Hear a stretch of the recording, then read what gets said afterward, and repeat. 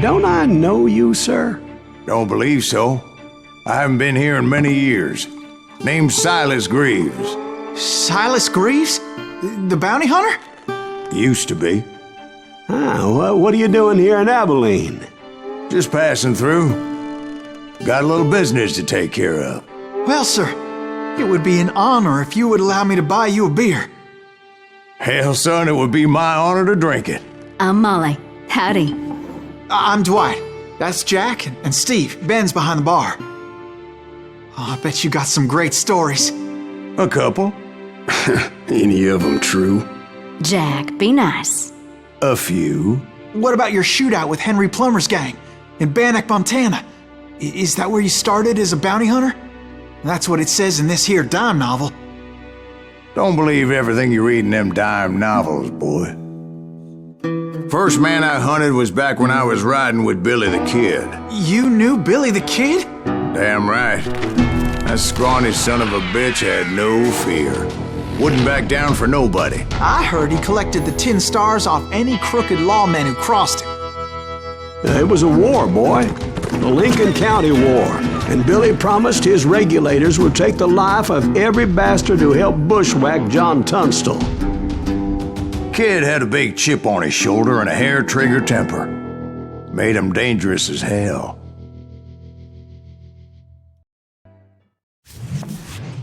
It was about 30 years ago. Billy was hiding out in an abandoned farm near Stinking Springs. I threw in with the kid because the man I had sworn vengeance on was riding with Billy's enemies. But before I tell you why I want that sumbitch dead, let me tell you what happened that day. I was heading back to the hideout when suddenly I had this funny feeling. Funny, ha-ha? No, Steve. The other kind of funny.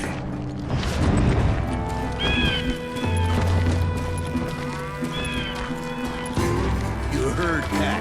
You need to stay here and keep an eye on the road. That's not fair. We're missing all the fun. I knew those two morons would never let me through. I had no choice.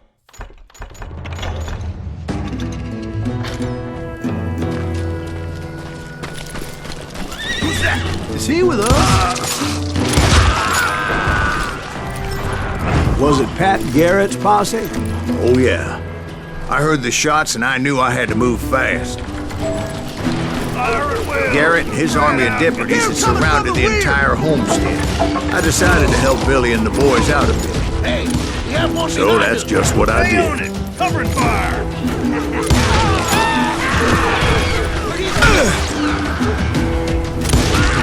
As the governor of New Mexico was paying for the kid's apprehension, Garrett was able to hire every gun hand in Lincoln County.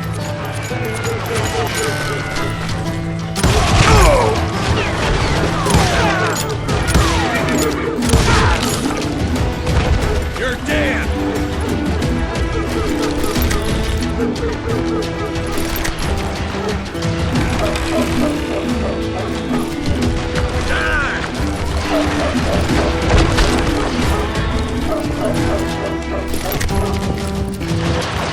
Watch out! He's one of them! God damn it, he's right behind us! Where the hell? Garrett's men were running around like a bunch of chickens with their heads cut off. These son bitches running! I'm here! Still, one of them reached the water tower. Not a bad idea. It would be a turkey shoot from up there.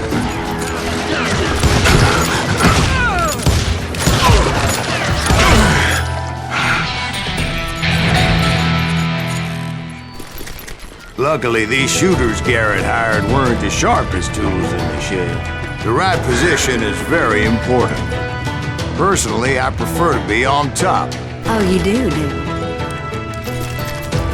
Indeed, darling. But where was I? Oh, yeah. A lot of them were saddle tramps or sod busters or drunken drifters looking to make a few bucks.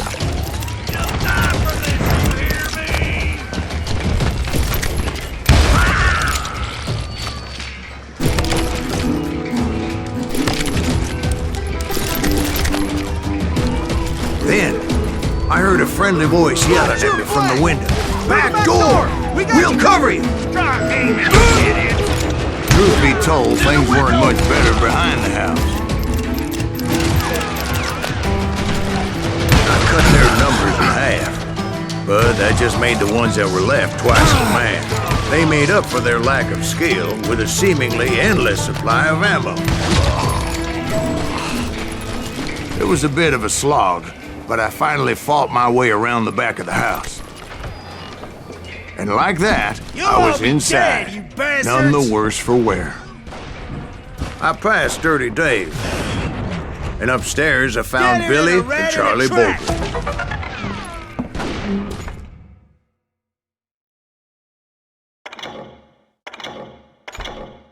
You ain't going nowhere!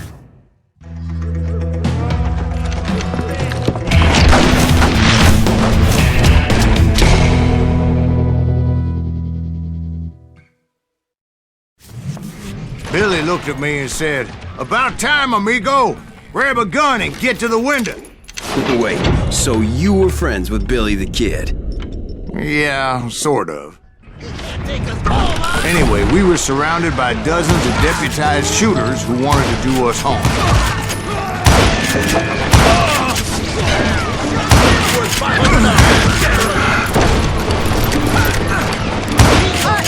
I'm telling you, Garrett's men were dropping like flies, but they just kept on coming. Where the hell?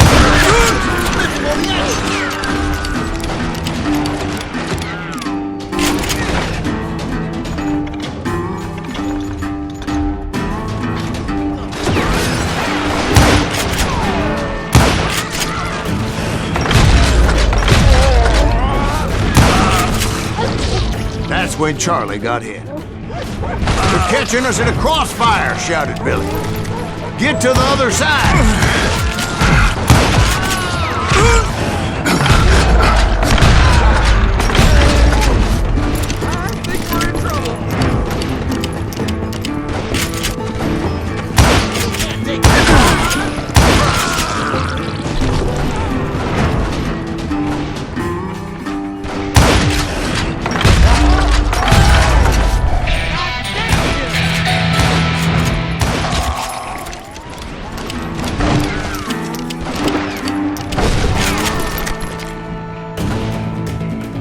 I don't know how many of those cocksuckers I personally put down, but it was pretty clear, even to Billy, that maybe discretion was the better part of valor. What's that mean? It means that it was time to cut and run. "They got a Gatling!" Billy shouted. "Get the horses and bring them round back. I'll draw their attention." He directed that order at me, and I thought, why the hell do I have to do it? Make a run for it! Those poor sons of bitches are Many done would have for! fled in my place. But I had that false sense of invincibility that many young men have. Like Jack here. What are you saying, old man? Jack is Joshua. Yeah, he better be. Mr. Greaves, please continue. Please, call me Silas, ma'am. Now, where was I? You were heading for the barn. Right. Making my way past a passel of fallen foes. Get around him! Sounds like Garrett hired a whole regiment of hired guns.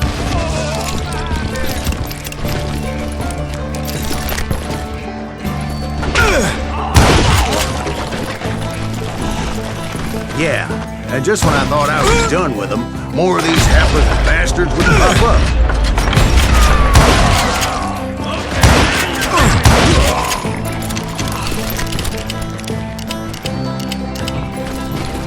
Finally, I had the stables within my reach.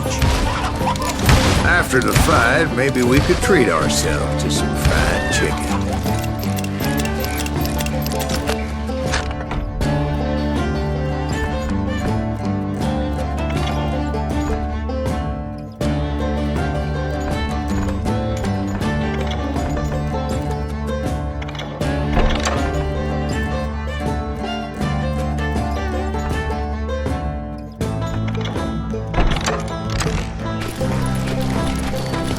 that's when I met Sheriff Pat Garrett. I read that you went toe-to-toe with him, sir. That backstabbing bastard with that tacked-on tin star.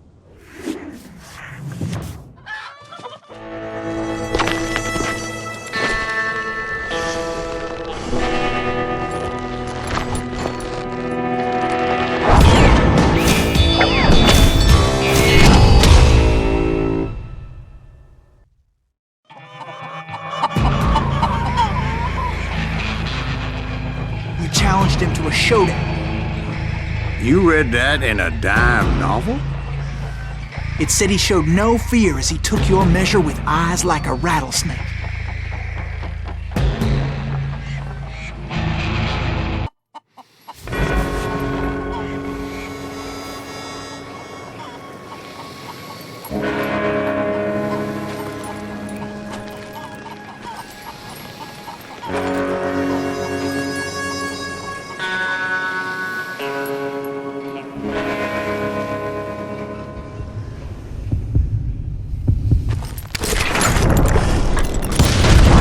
And that you killed him in a fair fight.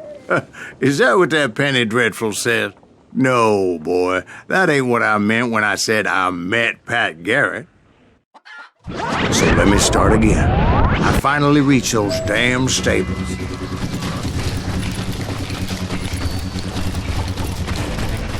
And stepped inside, and last thing I heard was Garrett's voice. That's not Billy. And go on, how did it end? And, boy, that was just the beginning.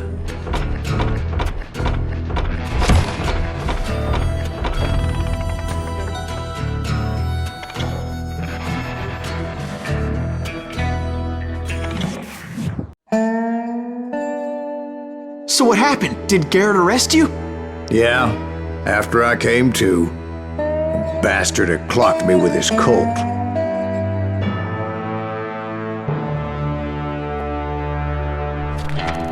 And the kid surrendered? When he realized there was no getting out of there alive. So they locked you up in Lincoln? Indeed they did. Sentenced me to hang right along with the kid. It's important to know that I was only riding with Billy so I could find the bastard I was after.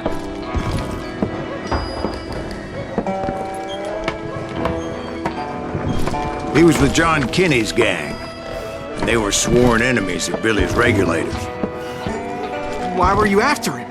I owed that son of a bitch a bullet for what he had done to me and mine. Instead, all I got for myself was a goddamn death sentence. Luckily, it was right around then that I heard Billy make his move. He shot Jim Bell and a few other guards as he made his getaway. Later, they wrote that some lady friend planted a pistol for him in the privy. What the papers didn't say is that Billy helped me escape too.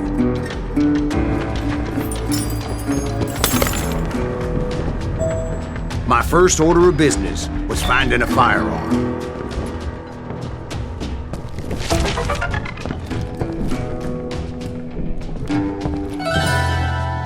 Luckily, I located Deputy Bob Ollinger's mean-ass shotgun.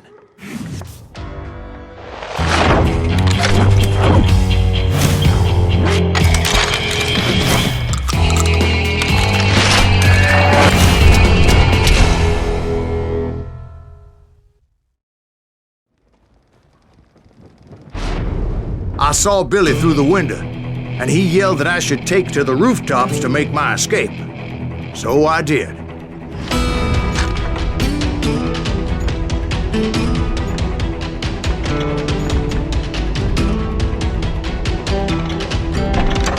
Anybody see Billy? Hell yeah. That scatter gun was like a double-barreled howitzer. It could blow a man clear off his feet. You hardly had to aim the damn thing. The kid's escape raised a huge ruckus. Guards were everywhere looking for him. Can't let the kid get away.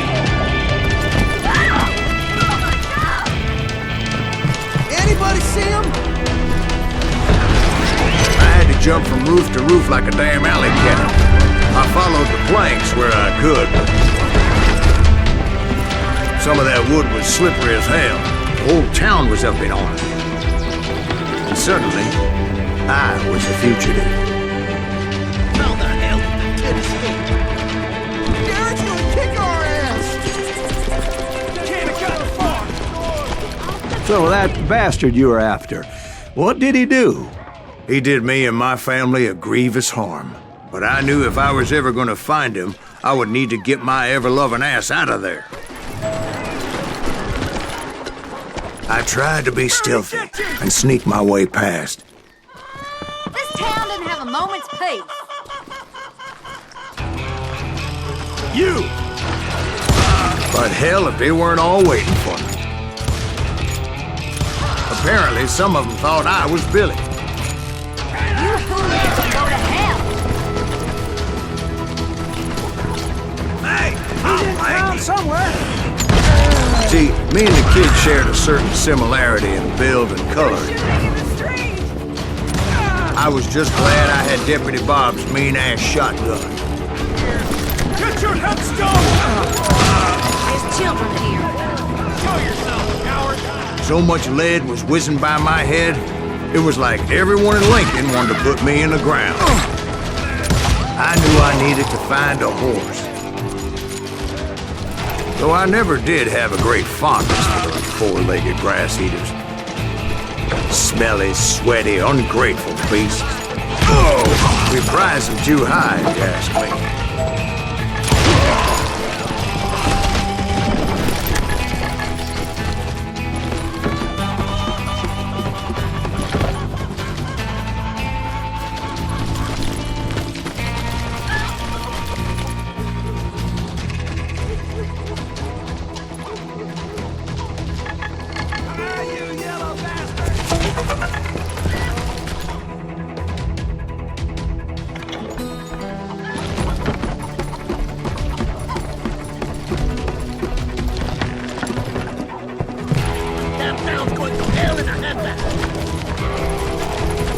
But where was the kid while you were busy getting shot at? Gone. And that's when it occurred to me why Billy set me free.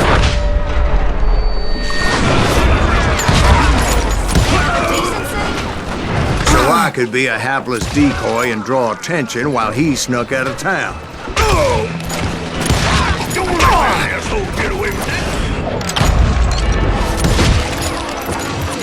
I knew if I made it out of there in one piece, no one would put a price on my head. Because everybody in Lincoln would be dead? No, because they all thought I was Billy, and all that blame would fall on him. Meanwhile, Deputy Bob Ollinger was organizing a posse to put me down. He was already a mean son of a bitch, but he was doubly pissed that I stole his mean-ass shotgun. Anyway, it was me or them, and the only way forward led me straight to perdition.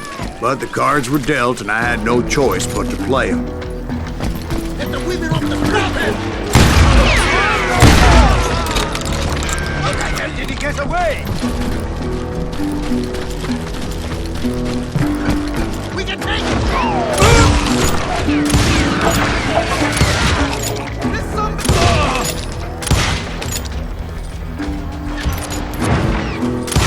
Don't let him get away!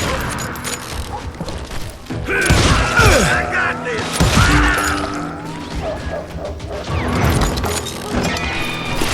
We're gonna be in deep shit when that gets back!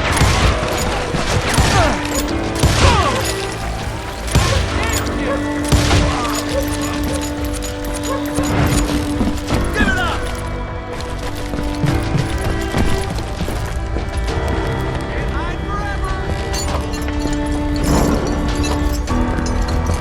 Put down your weapon! Finally, I found what I was looking for. The stables on the edge of town. I guess Billy saved your ass, taking out Bob Ollinger the way he did. Billy didn't kill Bob. Well, sure he did. He dispatched him right after he shot Deputy Bell. No, sir. because Bob came right up behind me, angry as hell that Billy had lit out. "Hello, Bob," I said. "I think you better let me go." And he says, "I don't think so, boy. Not with my shotgun."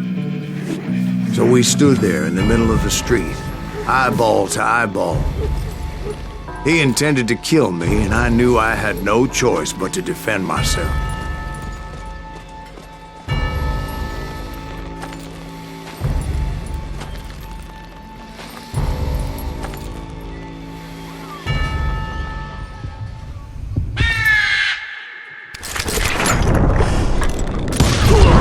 Some say I fought unfairly, but they weren't the ones looking him in the eye that day.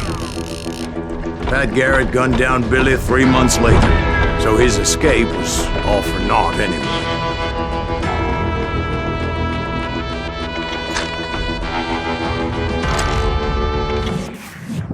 So where'd you go after Lincoln? Mexico. Until I realized nobody was looking for me. I ended up taking a job at the Rurales. The Mexican Rurales? I was hired to help them track down the cowboys. The most vicious outlaw gang in Cochise County? Curly Bill Brocious? Johnny Ringo? Led by old man Clanton himself. They must have paid you a pretty penny to take them hombres on. Not really. But truth be told, I had my own reasons for going after those boys.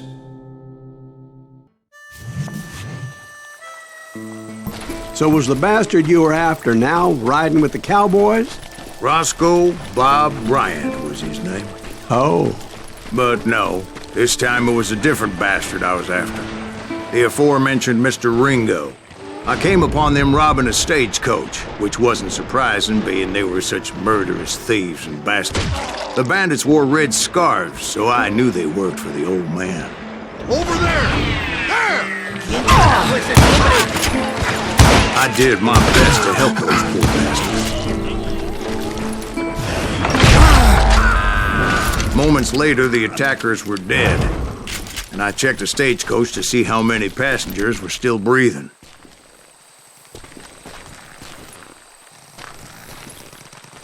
None. It was then I wondered if the rocks weren't hiding more bandits. Was that all of them? Or did I just hit the rear guard? I quickly got my answer. They attacked from on high like Apaches often do. They would appear in great numbers from above and rain down lead on their hapless enemies' heads, making use of the high ground, whatever else they had. Yep, the Apaches always appeared out of nowhere, and there never seemed to be an end to them. Hold on, were you attacked by Apaches? What happened to the cowboys? Did I say they were Apaches? I said Clanton's cowboys attacked me Apache style. I was in a pitched battle, but I was holding my own against an overwhelming enemy force. See, at the time, I was still pretty green and would often blunder into regrettable situations. But I just kept shooting at anything I could see up in those damn rocks. I didn't see Ringo, but I knew he was with the cowboys. He and Roscoe Bob had done me a dreadful wrong, and I was determined to have my revenge. But to get to Ringo, I knew I'd have to find my way past these other assholes first. Unfortunately, I was running out of ammo. Another perfect example of my relative inexperience as a hunter of men. I immediately knew that a tactical retreat was called for, as my vengeful fury was much less impressive without the bullets to back it up.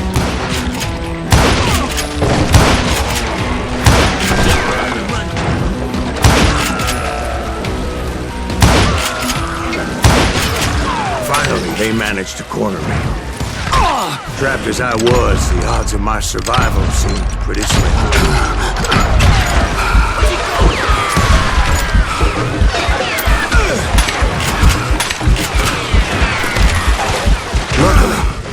serendipity was on my side as I suddenly spotted a way out of my predicament.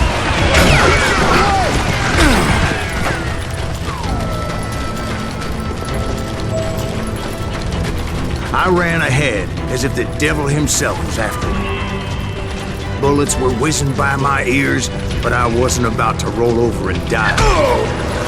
I just kept running like there was no tomorrow.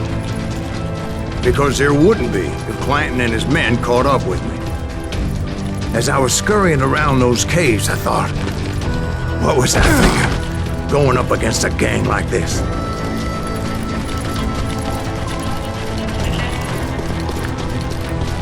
No one will ever find you here! I just kept running, not knowing where the hell I was going. And that's when something miraculous happened. Like manna from heaven, I found the desiccated remains of what looked like an Apache warrior. The old weapon next to him supplied me with some much-needed ammunition.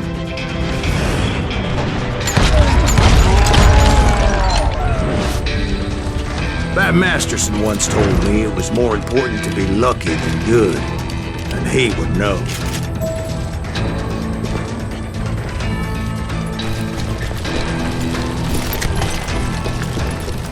And imagine my surprise when I found a fistful of dynamite to go along with that ammo. That stroke of good fortune evened the odds and bolstered my confidence. It was time to turn the tables.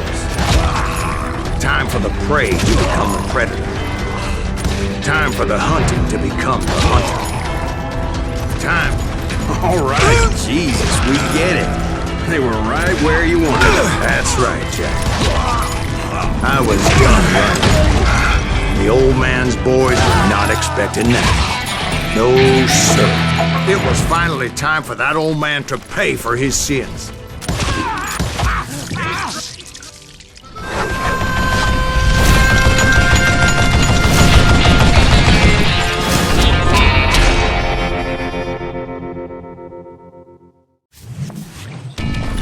I yelled out at the top of my lungs, "Clanton, I'm coming for you!" A little stealth might have made more sense, to be perfectly honest. Because that old fool had a Gatling gun and enough bullets to last him till kingdom come. But I knew I could not let that deter me. Not if I was to find and kill Ringo. I needed to get that old man off that gun.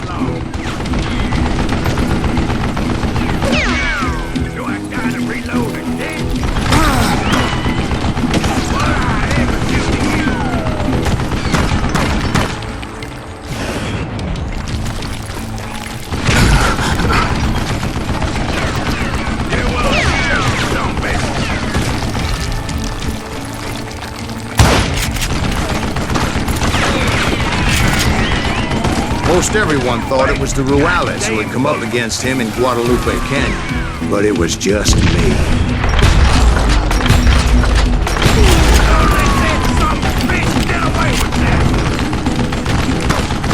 Would you just die?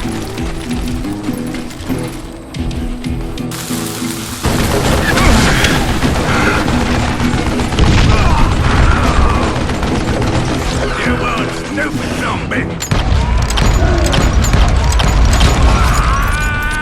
Apparently, one of the cowboys made it out of there alive and told Ike and Billy Clanton that it wasn't a Mexican who took their father's life that day. They just assumed it was one of the Earps, and that little misunderstanding eventually led to that legendary gunfight at the OK Corral.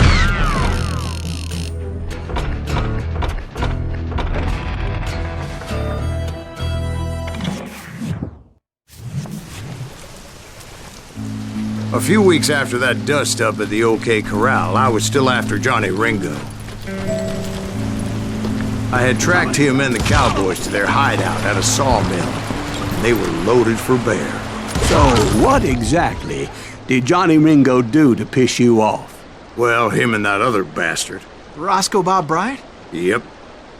They both deserve to die, and I promise I'll tell you why. Earp's coming! Get ready, boys.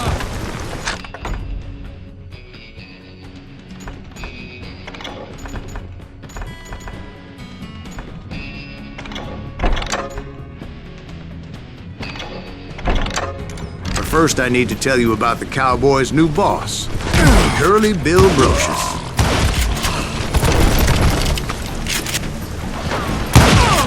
Curly Bill took charge of the Cowboys upon the old man's demise, and after that gunfight at the OK Corral, the Clantons wanted revenge. So they murdered Morgan Earp and grievously wounded his older brother, Virgil.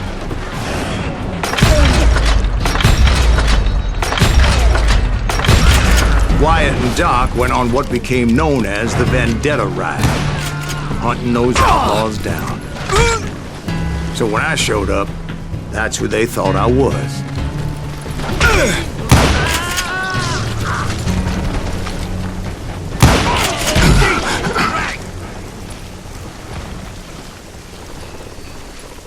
Had enough?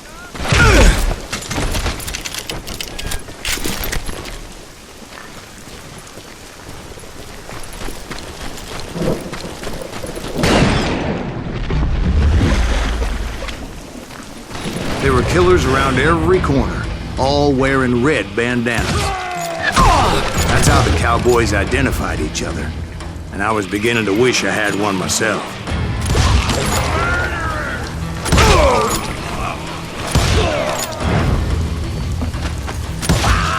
But I wasn't about to let Ringo walk away unscathed, and that's what drove me forward.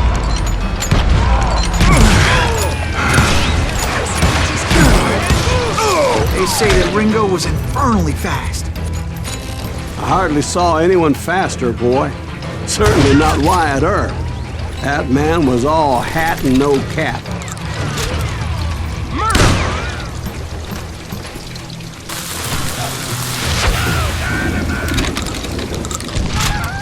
Earp wasn't much of a match for him, but Doc Holliday might have taken him. That Lunger should have kept his nose out of it. They never charged anyone for the murder of Morgan Earp. But everybody knew that Curly shot him in the back. That was common knowledge.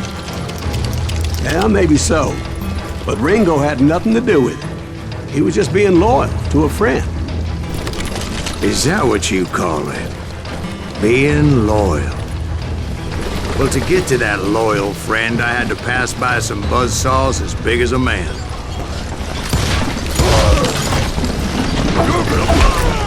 Excuse me, sir. I have a question. What's that, Dwight? After old man Clanton died, why didn't his son take over the Cowboys? Because Ike Clanton was dumber than a box of rocks and a yellow belly to boot.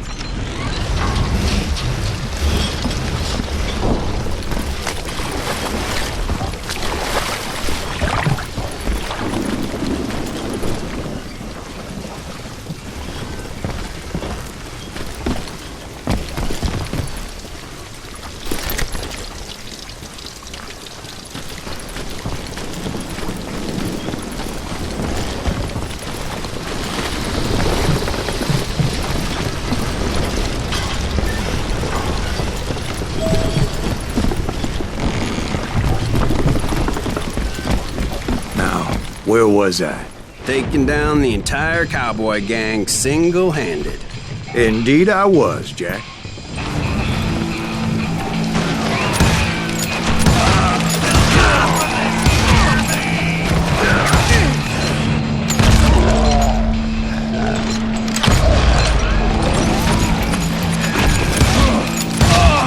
Though it wasn't easy, as those boys had good cover.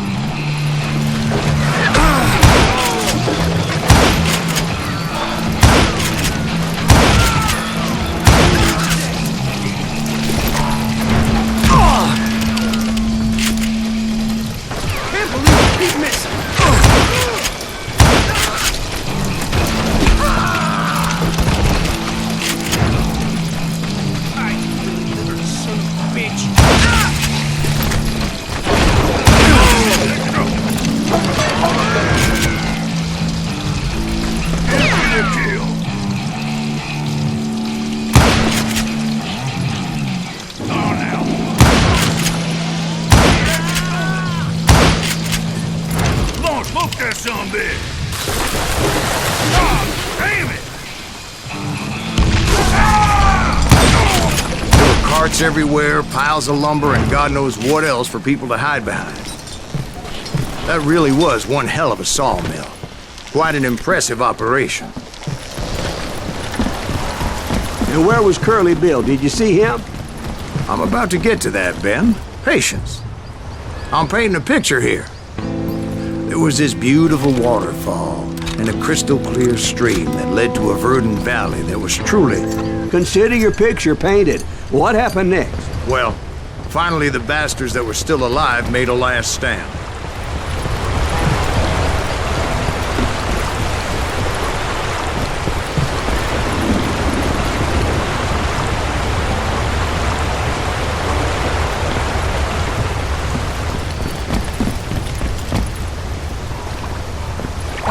Curly Bill, Johnny Ringo, and his compadres took off into the lumber yard, and I followed after.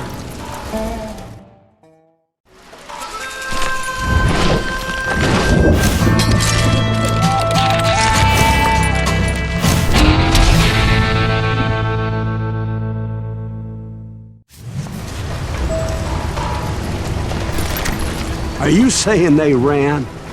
Cowardice was not in Ringo nor Curly Bill's nature. No, sir. I never said they were running scared. They just wanted me out in the open. Time to dance with the devil! You working for Wyatt Earp? Got a lot of sand showing up here all by your lonesome. Send you to kill me? How you like that? Come on out, son! Oh, God!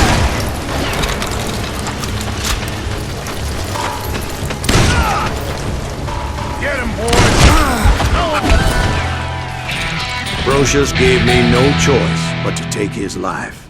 But Ringo was nowhere to be found. I knew you didn't kill Ringo, because he was found dead in a different location altogether. To this day, his killer is still unknown. Indeed. Took me a few months before I finally tracked his ass to West Turkey Creek Canyon.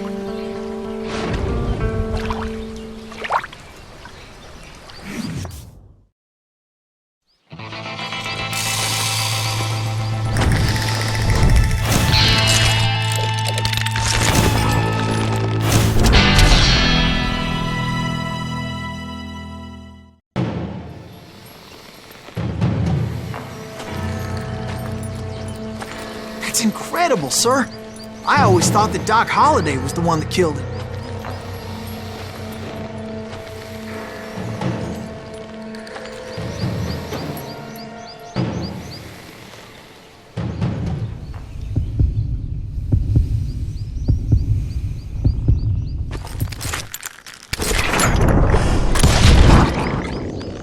Sorry I had to ruin the legend for you, boy. But the legend ain't always true. Doc Holliday had nothing to do with the death of Johnny Ringo.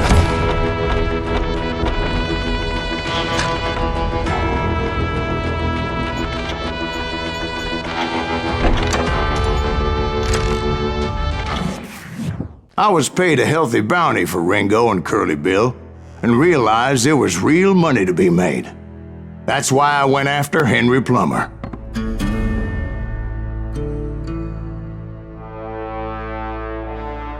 Wasn't he the sheriff who augmented his income by shaking down miners and robbing gold shipments? That's the one. Oh, yeah, I remember him. He ran that gang of thieving outlaws called the Innocents. So it's true that you went toe-to-toe with him? Indeed I did, son. Indeed I did. I knew I needed resources if I was going to track down Roscoe Bob Bryant. And hunting Plummer looked like a good way to get rich quick. As the local vigilantes exposed him as the leader of the bandits and put a generous price on his head. Plummer rallied his gang to plunder one last gold mine before making their escape. And that's where I thought I'd find him. It makes me nervous standing so close to all these goddamn barrels of gunpowder. Why would you be nervous? As my late father pointed out to me more than once, Light up a cigar, God made men, Besides, but Samuel Colt made them that equal. rifle of his, nothing gets past him. Oh yeah? Who the hell is that then?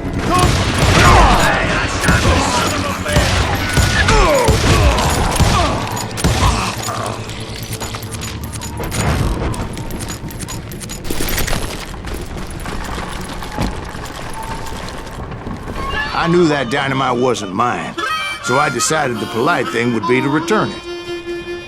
It was the biggest gold rush since Sutter's Mill in '48. Unfortunately, prospectors weren't the only ones drawn to those riches. There were thieves and killers, robbing travelers and hijacking gold shipments. Like those that ran with Plummer. Some were just regular folks I knew from town, drawn by greed and easy pickings. Charlie Crow, the blacksmith. Plummer had a lot of men on his payroll. A hell of a lot. That son of a bitch pretended to protect the public with one hand while stealing them blind with the other. Of course, the rest were veterans of the Civil War. Stone-cold killers trained on the bloody fields of Shiloh and Antietam. He set up a defensive perimeter which I had no idea how to breach. Dangerous, desperate individuals. I was outnumbered and in way over my head, but I was too damn stubborn and stupid to realize it. I thought I was some kind of hero. I finally made it past and headed on to meet my destiny. But first, I had something I needed to figure out.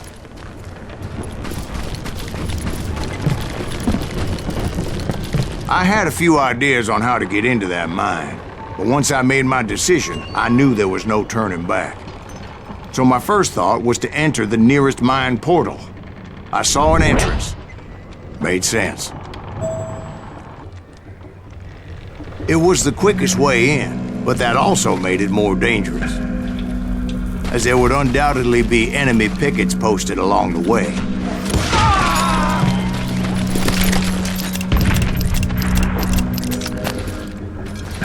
Do you know who we are? I think I winged him! Besides, once you enter a mine like that, it's easy to get all turned around.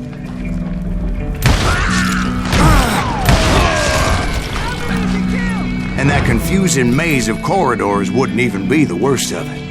Show yourself!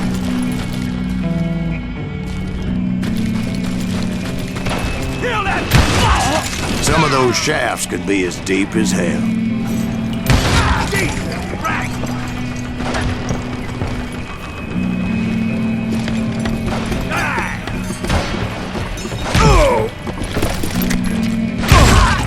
A single stumble or misstep can easily end in a deadly plunge to oblivion. You must be about out of bullets.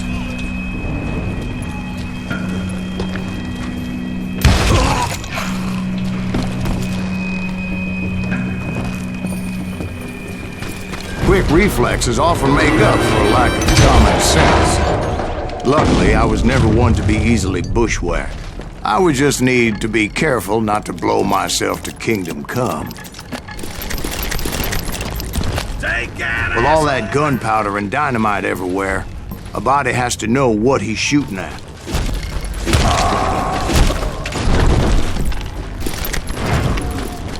One wrong bullet could have turned that mine into a dad-blasted tomb.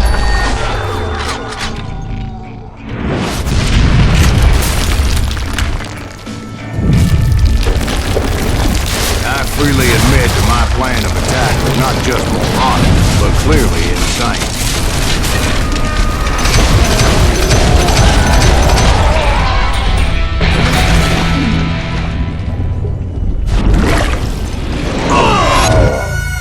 It's a good thing that I abandoned that ridiculous plan before I even tried it.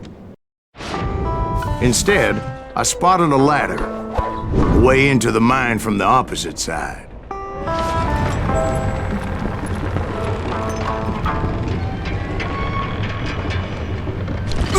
It was a long way around, but that approach seemed more sensible at the time. Of course, being I had a problem with heights, that scaffolding scared the bejesus out of me. Climbing down that ladder required some caution, because even though I had a younger man's reflexes, I was determined not to give up, however. That Sheriff Plummer seemed quite the despicable character. When the vigilantes discovered what the sheriff was up to, people were outraged. That 10,000 they put on his head would go a long way to helping me find old Bob. And I had made it my mission to settle that score come hell or high water. But first, I would have to make a choice. Take the elevator or climb the ladder.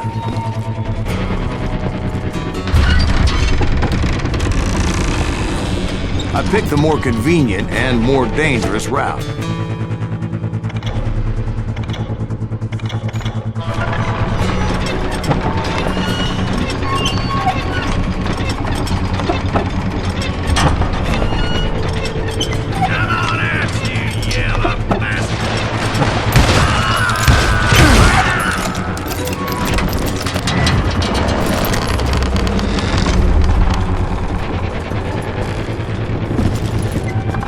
Plummer was a mad dog killer, and the people of Nevada City deserved better. Right, well, he was the sheriff of both places at one time or another, but that's neither here nor there. The point was, taking him down would save a lot of lives, including my own.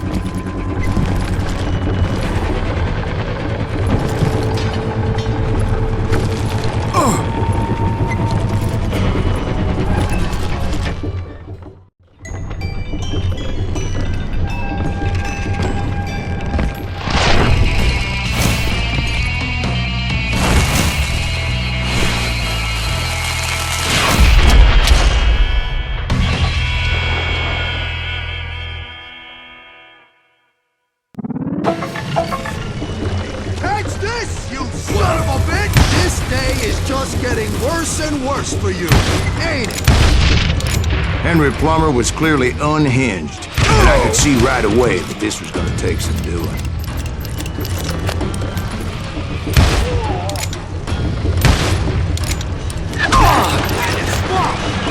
Look at shot! I'm going all medieval on your ass! I'm got a lot more dynamite than you! What on? Yellow? I need some help here! Come on, boys! Take this cocksucker out!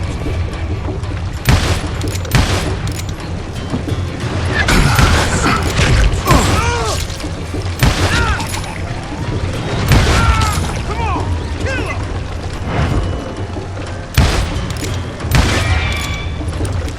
You can't hide!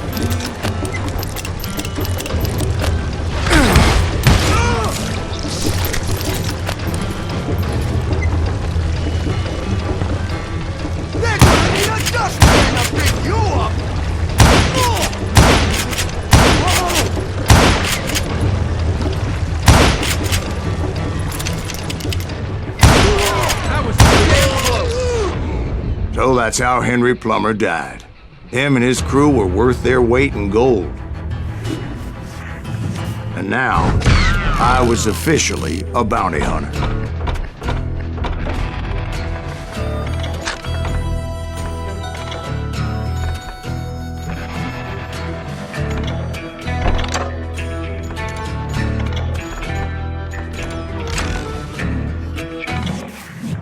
So, did you finally go after that Bob feller?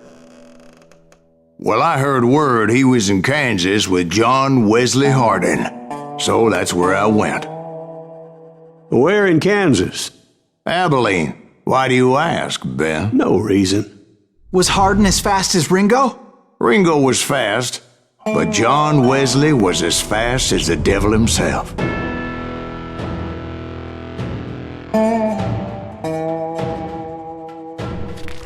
Hell, he killed his first man at 15. From that day forward, he had a price on his head and wouldn't back down for nobody, not even Wild Bill Hickok himself. I dodged death many a time, and that night in Abilene was no different.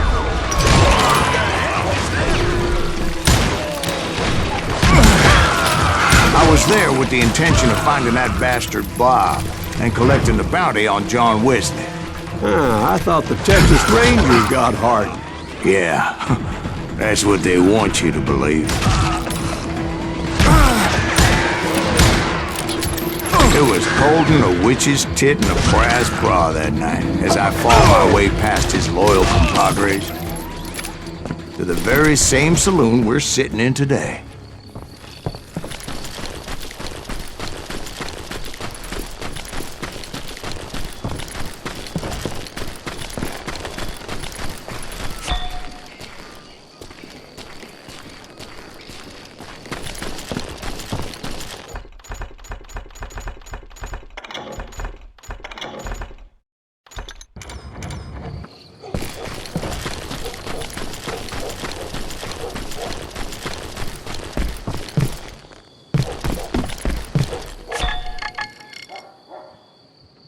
Look around and imagine this place painted in blood.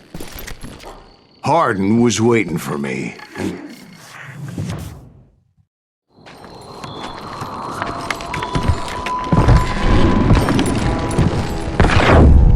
Wait, I'm jumping the gun here.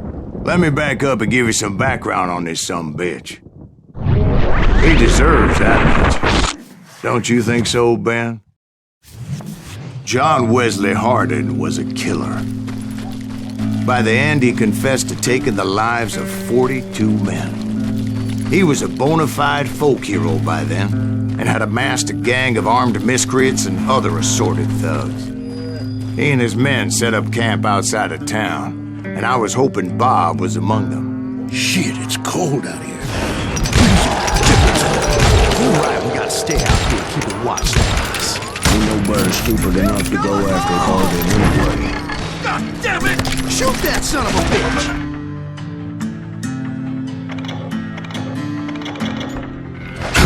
I had to spill a lot of blood to find out Hardin wasn't in that camp. He was carousing in town with his closest friends. Hardin's boys apparently didn't want me to reach the Bull's Head.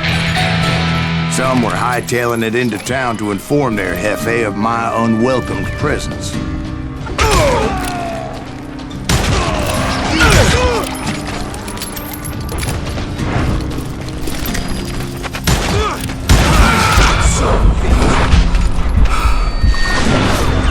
I did not just see that.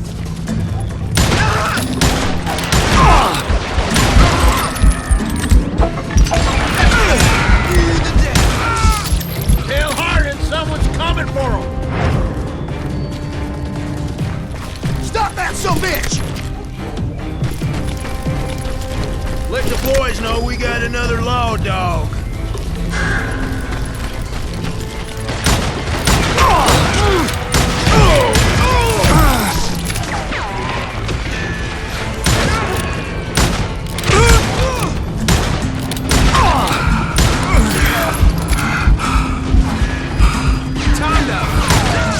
I wondered if Bob was among them.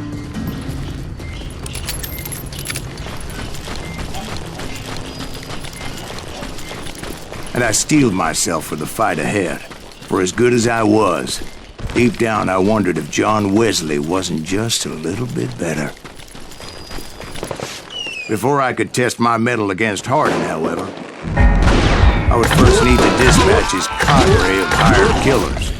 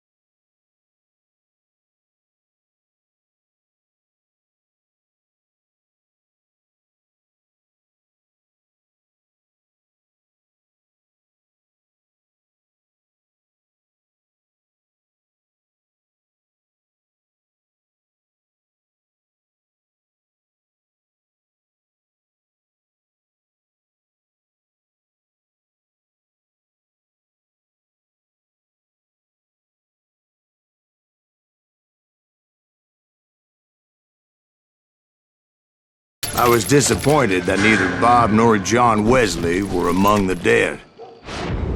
But that was short-lived, as a moment later I was facing down the fastest gun in the West.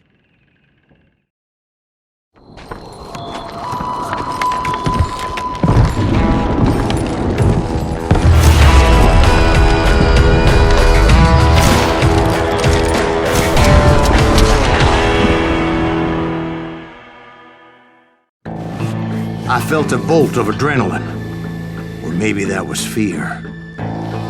He was well known for his tricks, and I knew I'd need my own if I was ever to defeat him.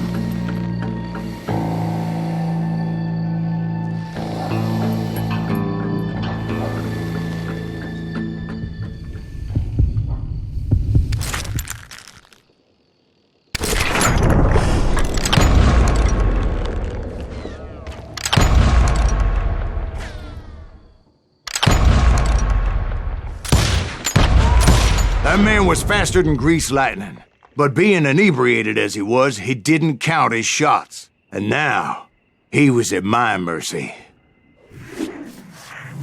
So he didn't die? No, I sent him to prison.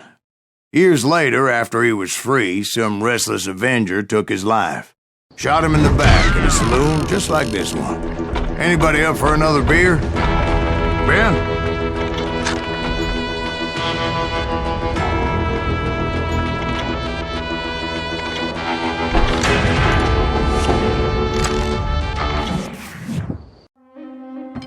Thank you, darling. Yeah, some say revenge is a dish best served cold. So whatever happened to that Bob guy you were after? Personally, I'd like to hear some of your other adventures. Like, I don't know, did you ever go toe-to-toe with a red man?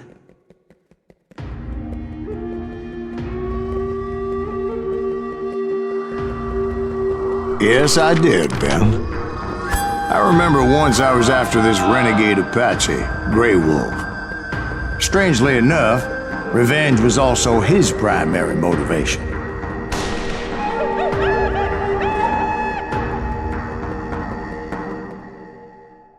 A bounty was put on Grey Wolf's head, and that's how I came to hunt him in the mountains. Mountains so high they tickled the nether regions of heaven.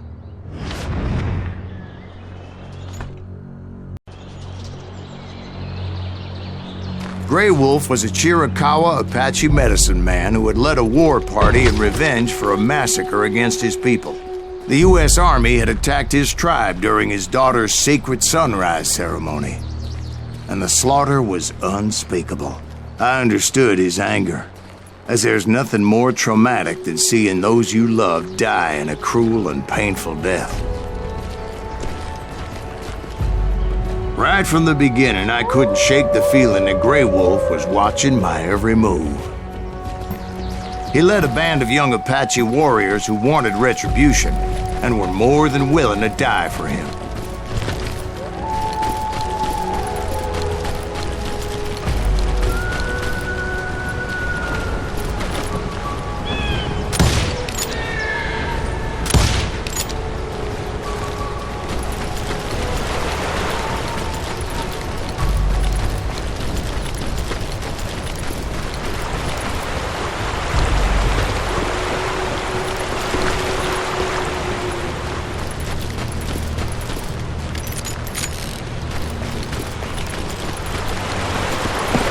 They saw me before I saw them.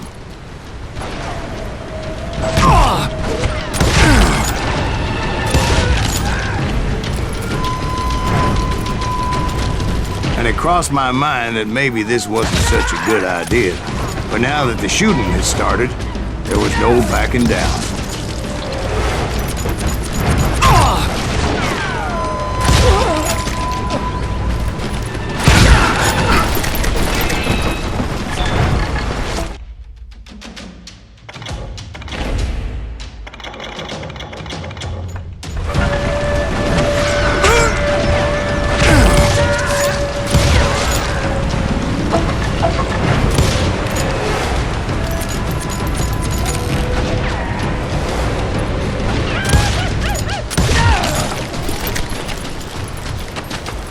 It was rugged country, the winter home of the Chiricahuas, and that's why they had retreated there.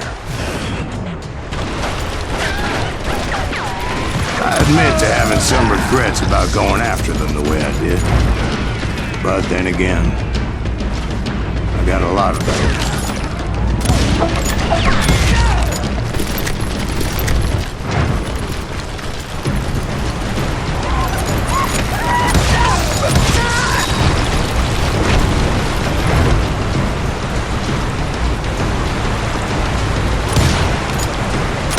Did you find Grey Wolf? Not at that moment, but I did find the entrance to their hideout.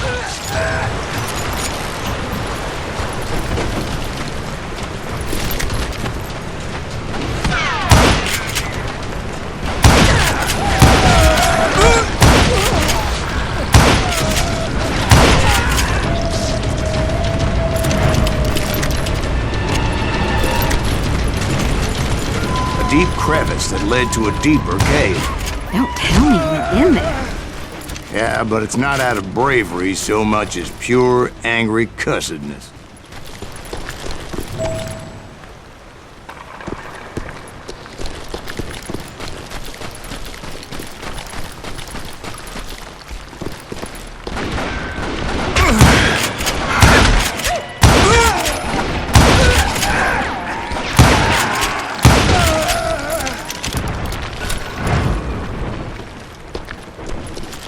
See, back then, I had a stubborn streak a mile wide, and I wasn't about to back down.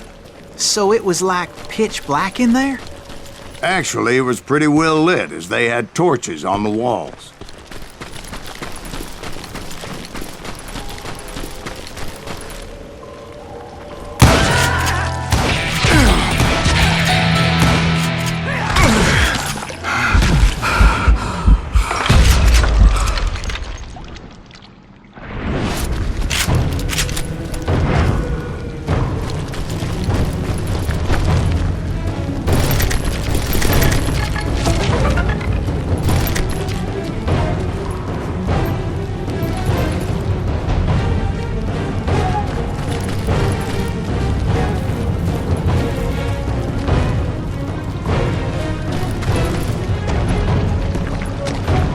How big was his cave?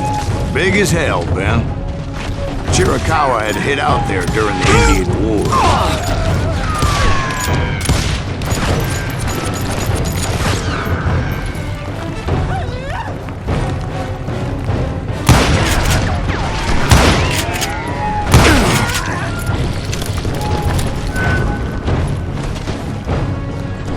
They thought it was haunted with the ghosts of those murdered by the horse soldiers.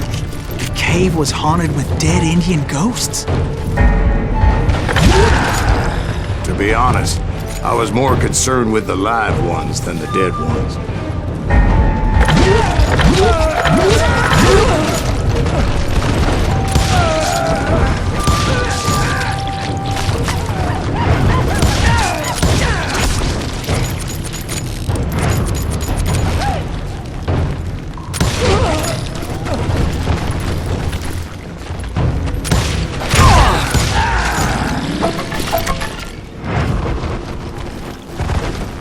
How come you know so much about engines? A few years back, I was married to two Mescalero women. At the same time? Yeah, they were sisters. Polygyny is traditional among the Mescalero. So what happened? Oh, I had to get out of there. Those girls never shut up. Both of them nagging at me all the time. Drove me half crazy. Haven't seen them since. No, I mean, what happened with Grey Wolf? Oh, well, I pursued him into the Cave of Death. I came upon this flooded grotto, and that's when I saw him. He came to me unarmed and unafraid. His voice echoed in the shadows, and I sensed he meant me no harm. You carry great darkness in your heart, and if you do not release it, it will claim your soul. The sound of his voice put some kind of ancient Indian spell on me. As his story unfolded in my mind, You will come to this place again and kill many more men, and the darkness will grow until it consumes everything that you are. The soul would have no rainbow. I had no tears. He said I was a great warrior, a coyote man, unequaled by any other pale-faced warrior, or something like that. The snakes will bite shadows of your past until a venom poisons your heart, and an echo of the song of the dead summons the spirits deep from within the mountains. I didn't quite get what he was saying, but there was definitely snakes. And indeed, his warriors surrounded me and attacked me like hungry wolverines. They couldn't stop me, though, and Grey Wolf wasn't in the mood for idle talk.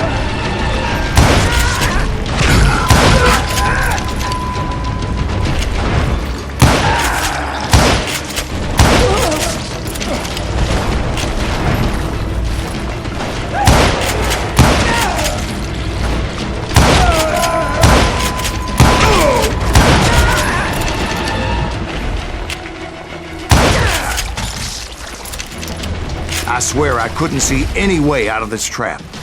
But suddenly, one just appeared. Kinda like a miracle.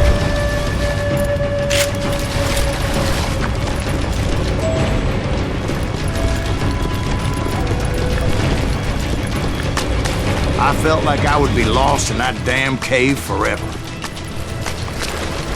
Finally, I found myself back outside, perched on the edge of a precipice overlooking a thundering whitewater river. To get where I was going required several leaps of faith, but no way in hell I was turning back.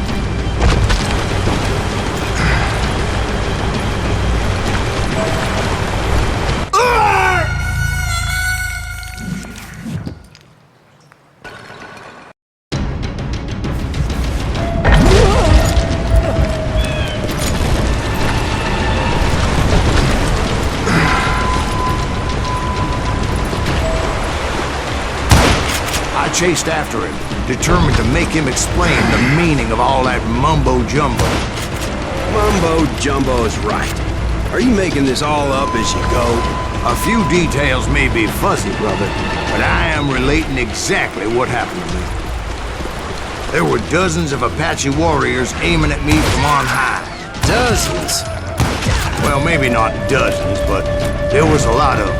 At least 3 or 4. Well, more than that, little lady.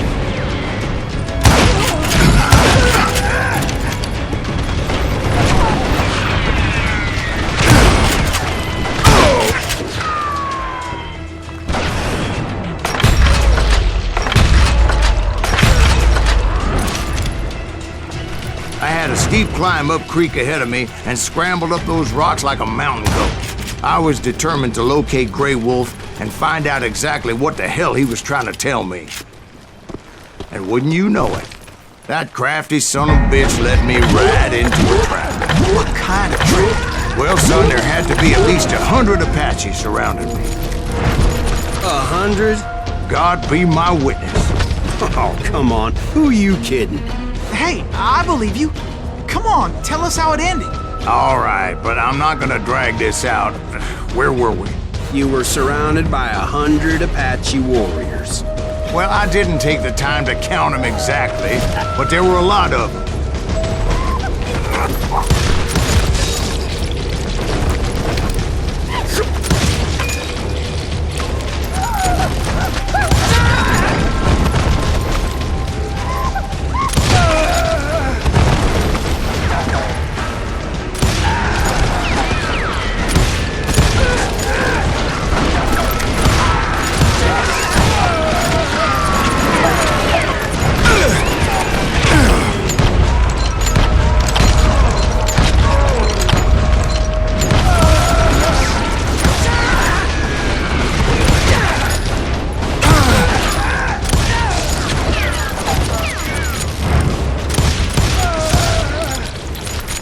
And in the end, a path appeared before me that I had not seen before. I followed it as I desperately needed to find out what Grey Wolf was trying to tell me. But it was like that son of a bitch disappeared into thin air.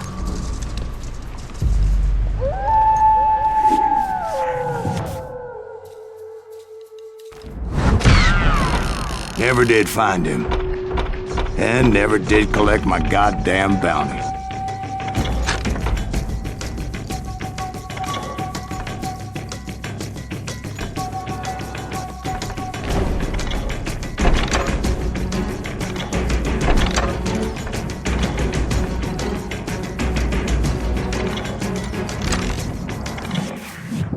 Thank you, darling.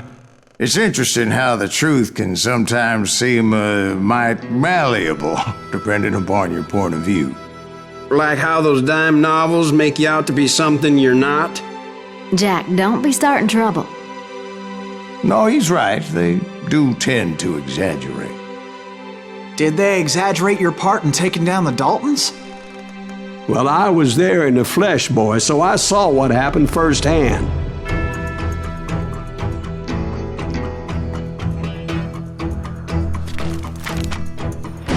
Those Daltons were lawmen once, before they all went bad, robbing banks and trains clear across the territory. Until Coffeeville, of course. I was one of the citizens who took up arms that day. Fighting on the side of right? I did my best, sir. We all did. It was early morning. One of my friends was a local gunsmith, and he handed out firearms to anybody who'd take one. You see, the Daltons got it in their heads to rob 2 banks at the same time. 2 banks on the same damn street.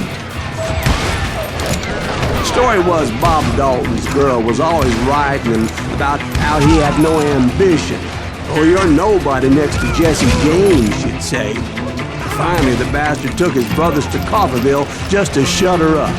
Right. It's always the woman's fault. Well, the locals recognized the Daltons right off. Before they could get away, half the town took up arms to defend their property. Their first mistake was pulling a job in their own damn hometown. Put some holes in them!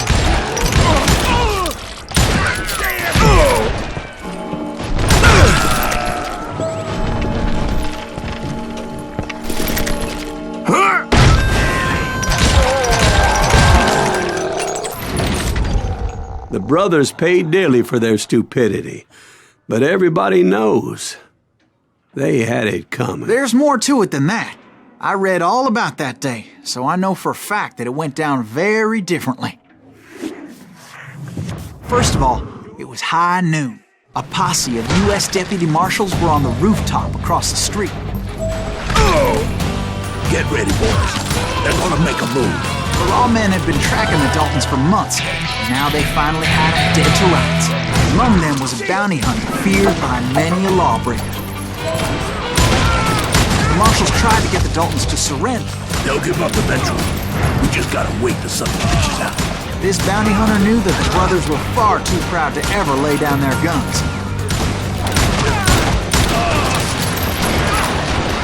He went in there alone to confront those criminals. One of the marshals shouted, "Where are you going? Are you crazy?" Hey, where do you think you're going, dumbass? That rifle's mine.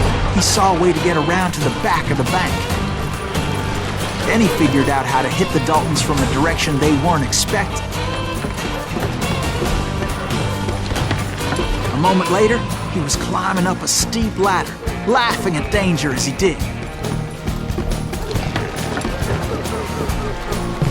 It was brave men like him who risked their lives to tame this wild country.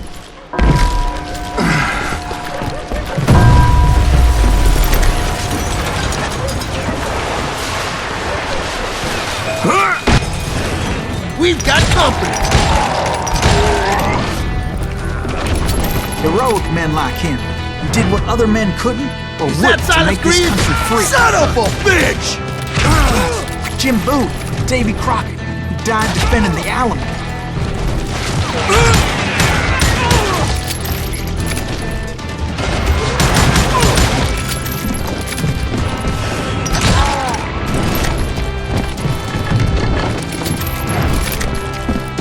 Over there! That's Silas Greaves! What the hell? Bland! He came away victorious, taking down those thieving Daltons.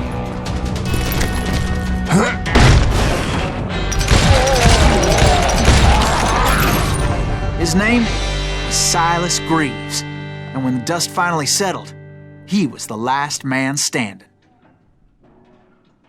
Sorry, kid, but that just wasn't the way it happened.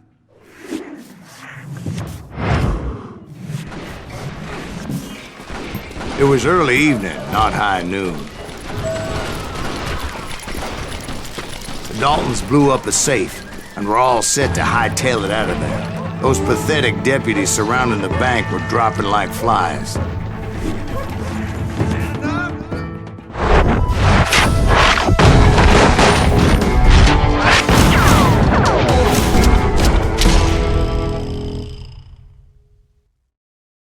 I had been tracking those jokers for months, waiting for them to do something reckless. And finally, they did. Those stupid bastards decided to rob 2 banks at the same time in the same town where everybody knew them. But they still had friends in Coffeeville. Shoot, I dare you!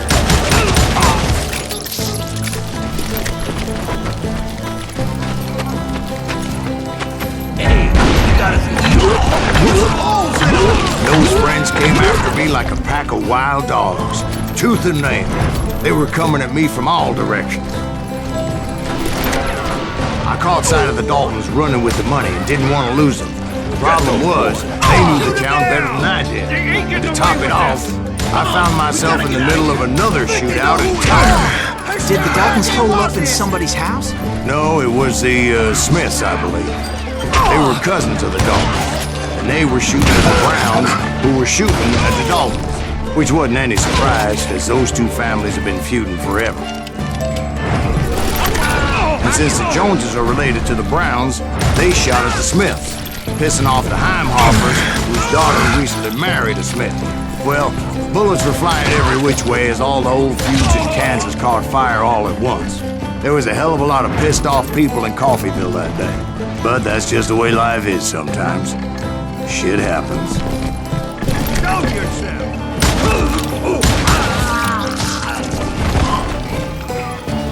The Dalton boys knew I would never give up.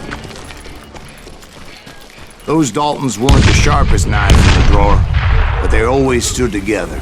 They set a trap to slow me down and allow at least 2 of them to escape. The 3rd brother stayed behind to plant me, just in case that trap of theirs didn't work.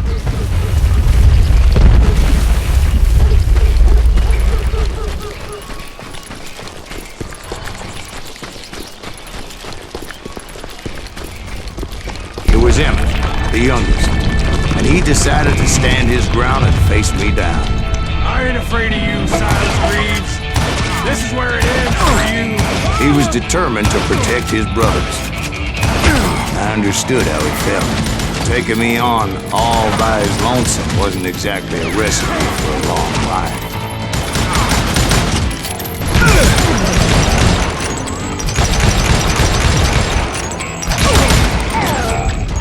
But Emmett Dalton survived the robbery in Coffeeville. He's the only Dalton who did.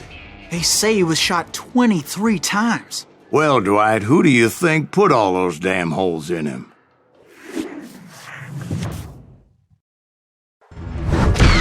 But I have to admit, that boy had grit.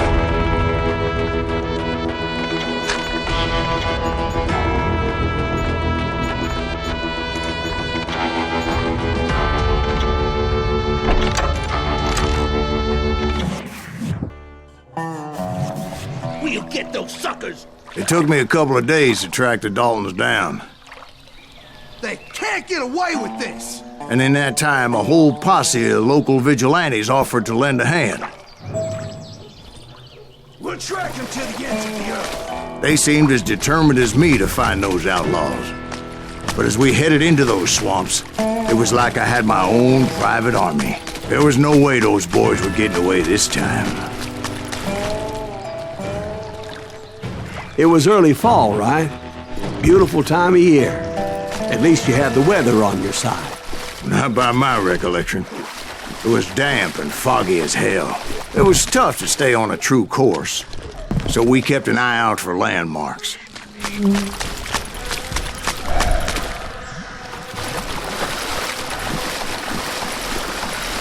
It was autumn. The maple trees were in full color, red as blood.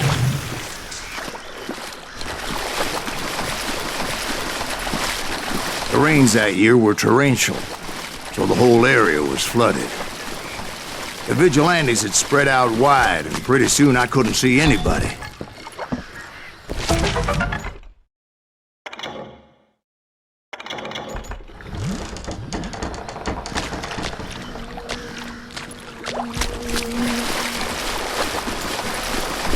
Bury them in the swamp! Let them where they stand! Except for some bitches ahead of me wanted to do me harm, so I had to face them alone. I wondered why my compatriots didn't come running when they heard the shots.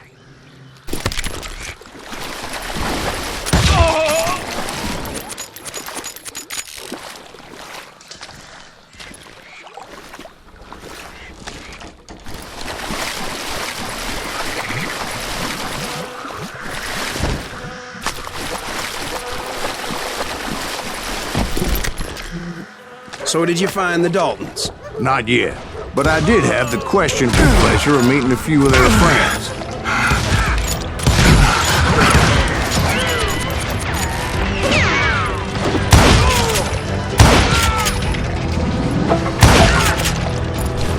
The boys had established quite a reputation by that time, so they attracted all manner of riffraff to their cause.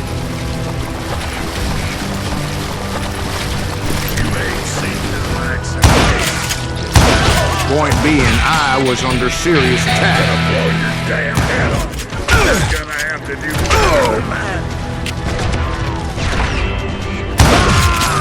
And my reinforcements was nowhere to be seen. Bury them in the swamp!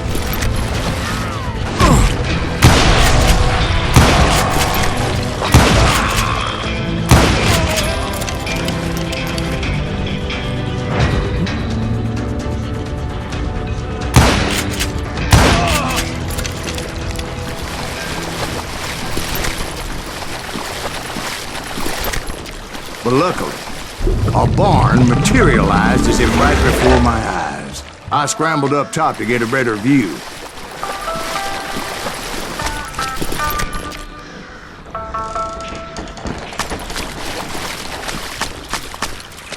But just ended up falling inside.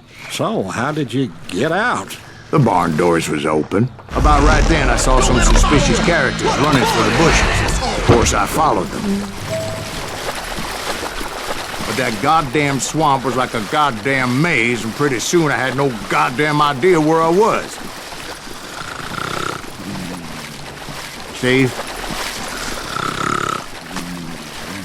So I just started walking, and pretty soon, Steve? Steve! Huh? Oh, no, I'm listening. Indians surrounded me from all sides.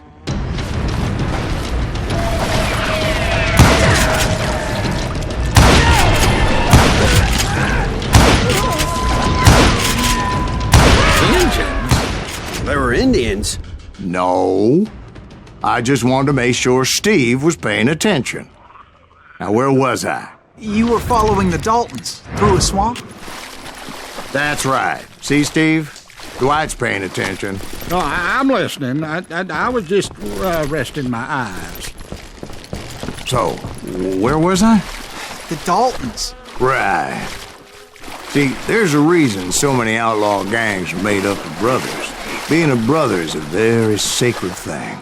It's a bond like no other.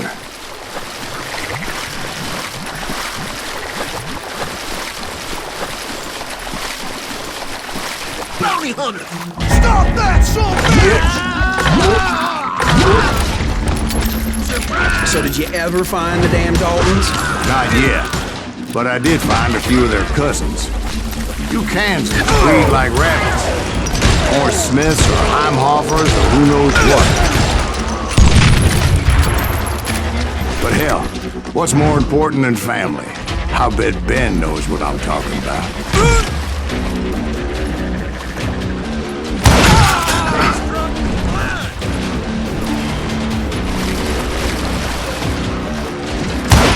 Send him to hell!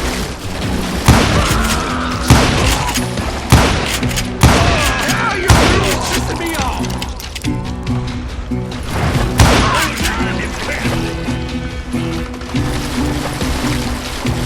You can't get me. Ain't bothering me none.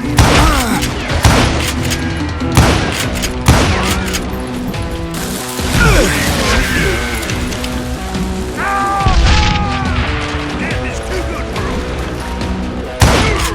Can you shoot around corners?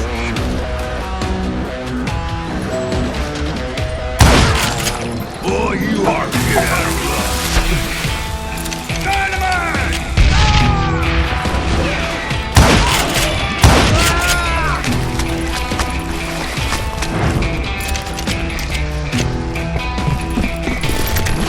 Show him how to die!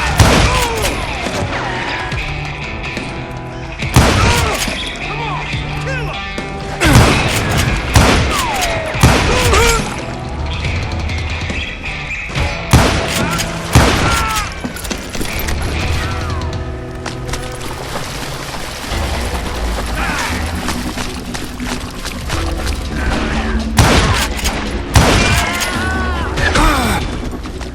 I knew those Dalton boys were out there somewhere, standing together against anyone who would threaten them.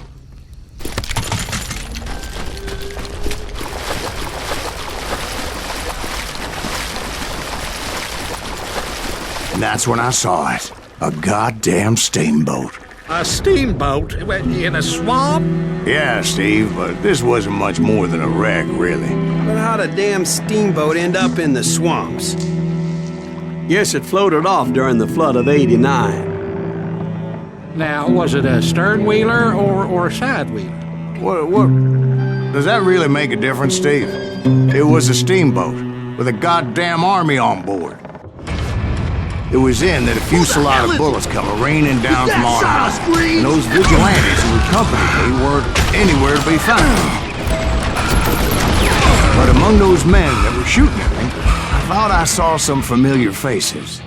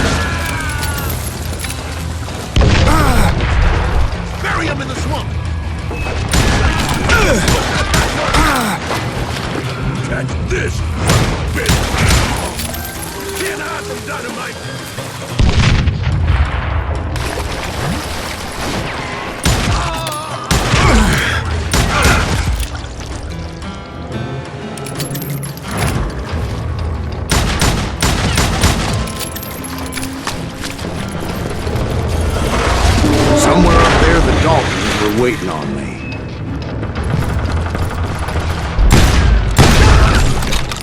Sorry, son of a bitch! Sounds like you don't give up too easy. That's the kind of man I am, Ben. I set out to do something. I do it. Surrender just ain't in my nature. Plus, I'm stubborn as hell.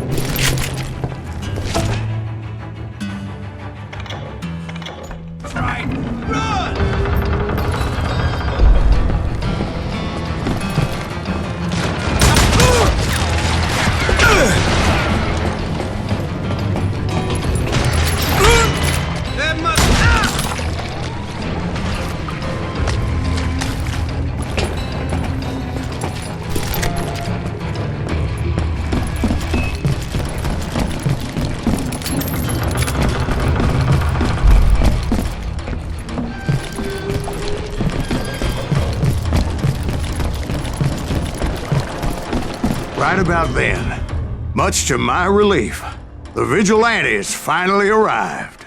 Their leader motioned at a cabin in the middle of the top deck, pointing me directly at the Daltons. I finally had them, after months of dogged pursuit. But it turned out that they had me. Take him out!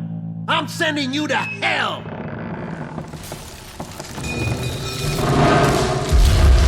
The Daltons had played me like a fiddle. Apparently, the vigilantes were on their damn payroll. They didn't just want to shoot me. They wanted to burn me alive. But finding my way out of a burning labyrinth proved to be quite a challenge. It was a riverboat, right? I mean, it's not like it was a goddamn ocean liner. Well, yeah, but I was in a Did you fight. hear about that ship that's gonna launch next year? Largest one in the world. You're talking about the Titanic. If you ask me, it's too blessed big. I don't think it'll float. So anyway... Don't be stupid, Steve. They know what they're doing. They say that the Titanic is unsank. Oh, God. But getting back to that steamboat, how'd you get off it, Mr. Breeze? I took in a lot of smoke that day, so I admit my recollection might be a bit hazy. But somehow I managed to finally disembark. I was coughing up smoke and pretty damn pissed. I was done playing games with those boys. It was time to settle this once and for all.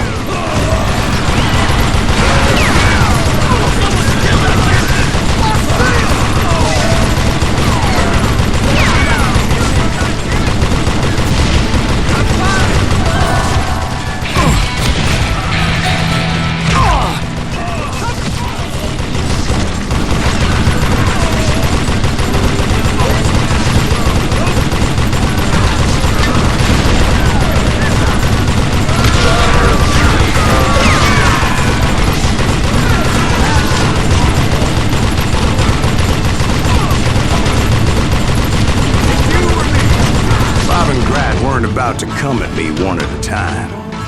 They were in this together. Two brothers side by side, determined to take me down. Confident that this time the odds were on their side.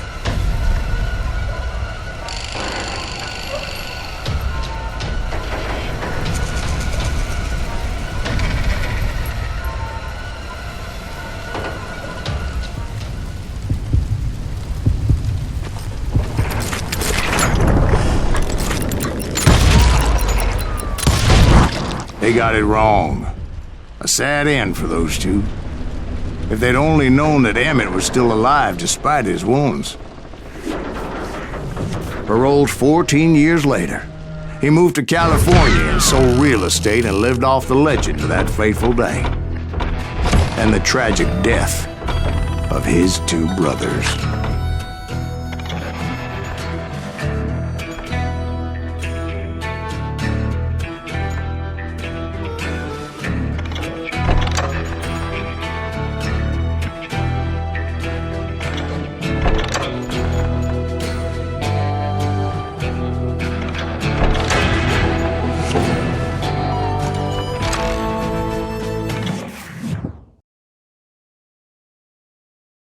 My own brothers died tragically as well, truth be told.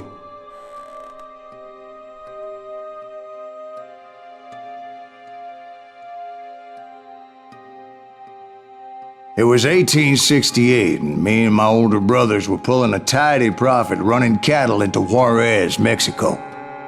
One night after my brothers retired for the evening, I found a little poker game in a cantina with a couple of cowboys. And I just couldn't lose. I even won an old Spanish coin that had to be 100 years old.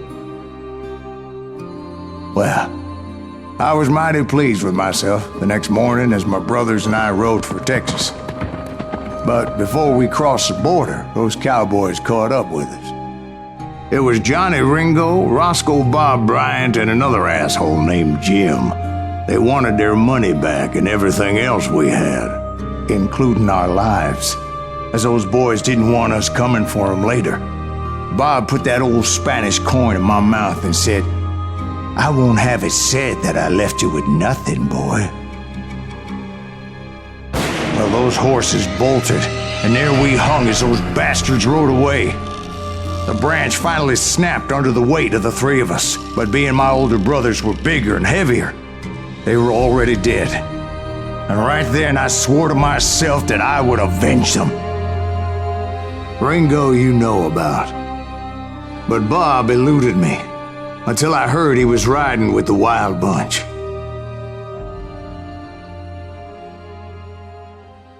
I'd been on their trail for months, ever since they left their hideout in the Bighorn Mountains.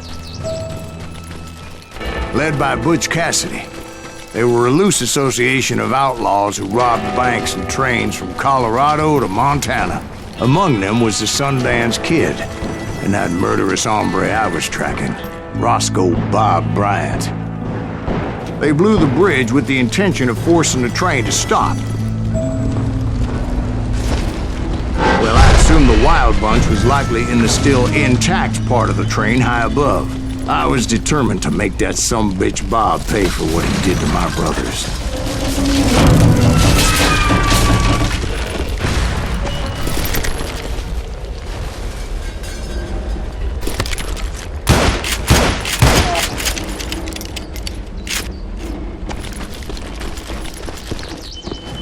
My ears are still ringing from blowing up that bridge.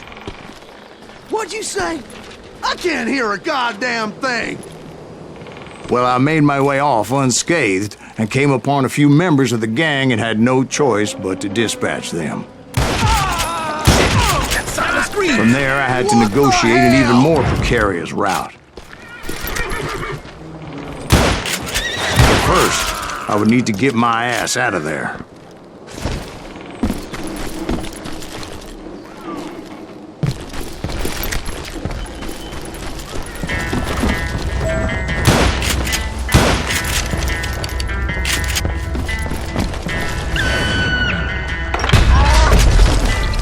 Jumped from the frying pan into the fire as the train was clearly fixing to fall. I had found the gang, but in order to find old Bob, I needed to fight my way forward past a whole passel of desperados. Outside, inside, any way I could, I made my way towards my prey. Well, what about the passengers? It was mostly a freight train, as I recall. There were no passengers aboard that day.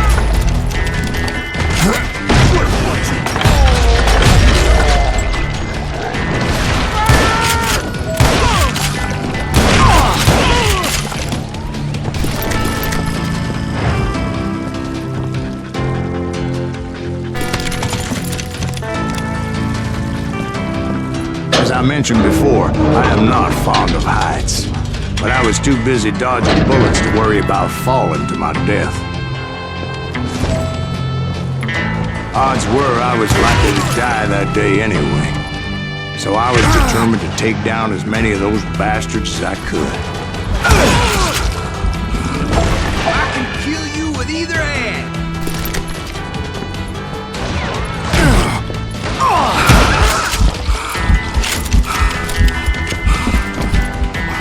You ain't seen the likes of me. Agent Grizzly. At times, it was like shooting ducks in a shooting gallery. The only difference is these damn ducks shot back.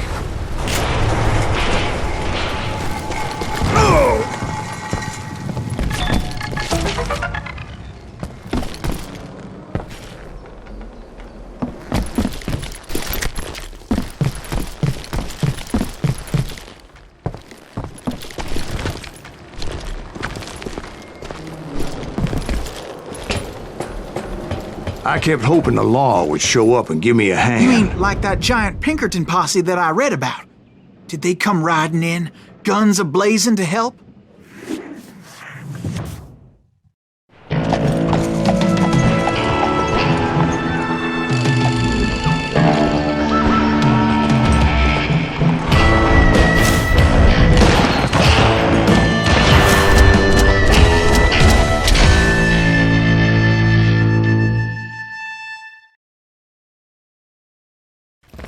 Help? From the Pinkertons? No, son. I had to fight the Wild Bunch all by my lonesome, as usual. Who the hell is that? Ah, you're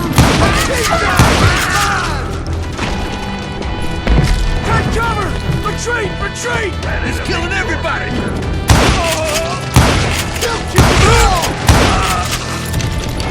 Run! Damn!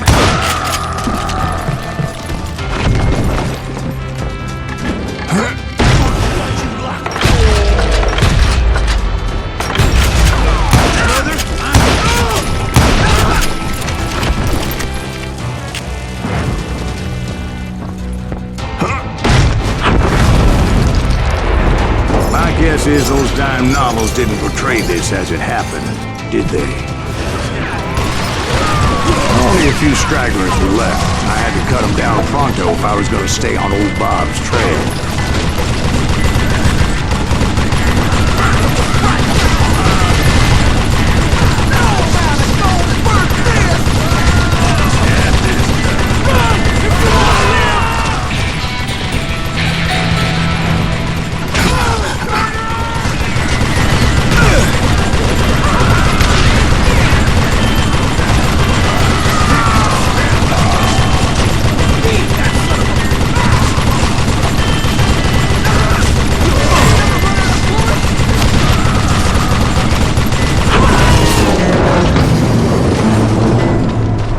Once I silenced all those guns, I went searching for my nemesis, determined to finally have my justice. But the only survivor who welcomed me was George Flat-Nosed Curry. Who was he? The fastest gun in the gang. Right after Sundance, I mean. And Kid Curry, and maybe Elsie Lay. Though some folks might dispute that.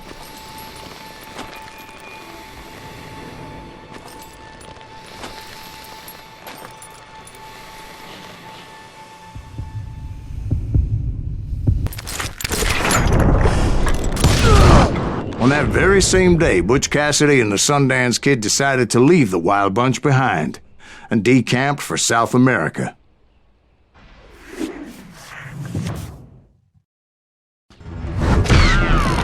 They ended up living down there for many years, but I'm sure you already know all about that.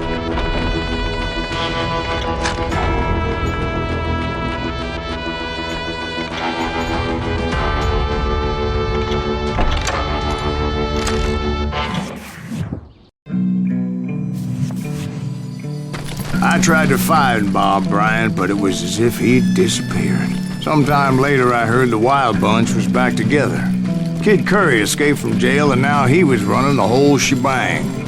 So I took to their trail, as I was still in pursuit of my brother's killer and hoped that he was back with him. That Kid Curry's kinda crazy, ain't he? Don't let him hear you saying that. Anyways, I tracked those boys to a camp right outside Parachute, Colorado. Being outnumbered, I didn't bother with a warning shot. I just started taking those bastards down.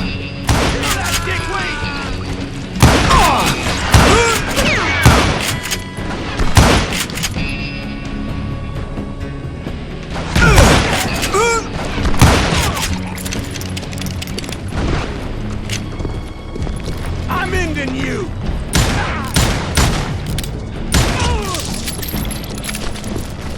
Old Bob wasn't among them, and neither was Kid Curry. I could sense them close by, however, plotting something nasty. I just needed a clue as to their whereabouts.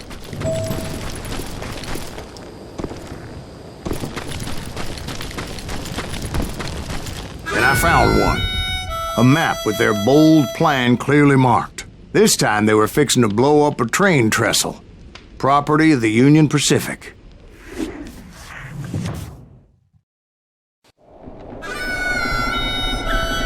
The plan clearly indicated how they were fixing to undermine several of the weakest wooden supports.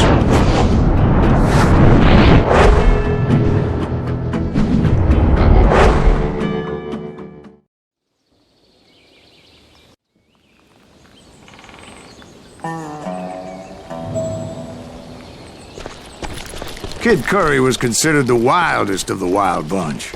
It was said that he fathered 85 bastard children. Though some say it was only 5. Kid Curry had bragged to a whore how he was gonna rob a train heading to the U.S. Mint in Denver. And that whore, Fat Sally, she told me. The bridge was rigged with dynamite, so I decided I'd best be careful confronting those bastards.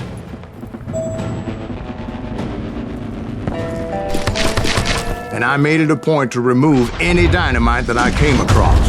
A moment later, I saw a ladder that somehow had escaped my attention. Don't you blow us up now. Don't worry, I know what I'm doing.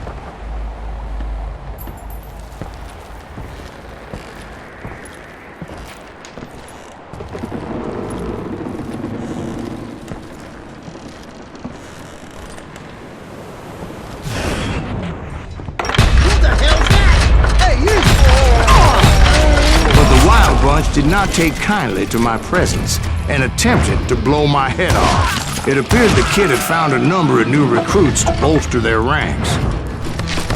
What happened next? Well, having removed the first bundle of dynamite, I decided I might as well remove the other one. Once that was done, I figured I'd find my way from there.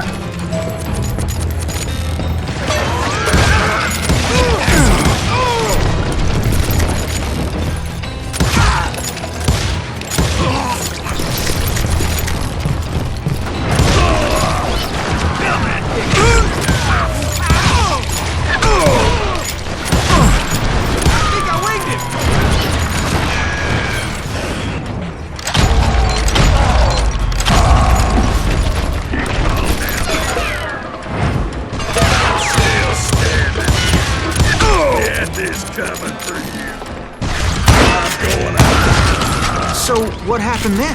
Had to remove more of that damn dynamite.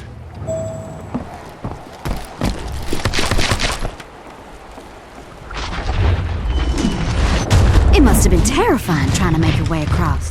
I was sweating it a bit, but then I noticed a footbridge tied up on high, so I shot the rope.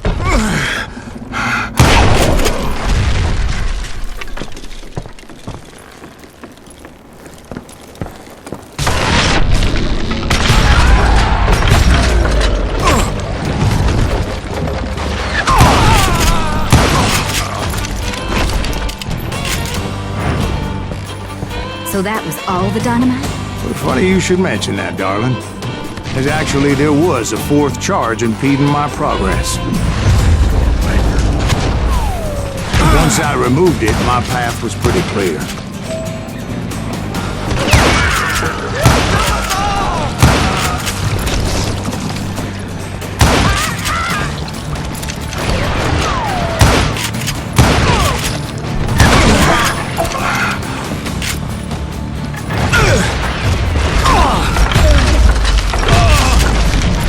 So I proceeded onward and realized that that way just wasn't going to work. I needed an alternate path forward.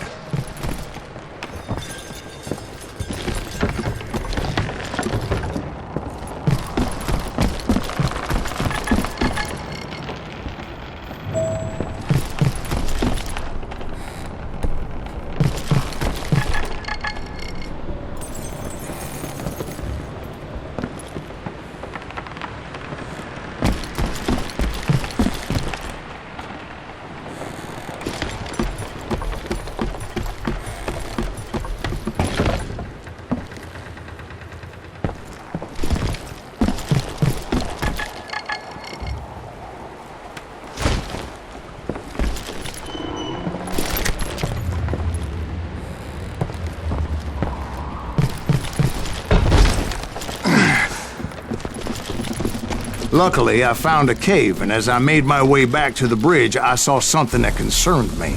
It was a long, burning fuse, and it was moving fast as hell. I had to catch it.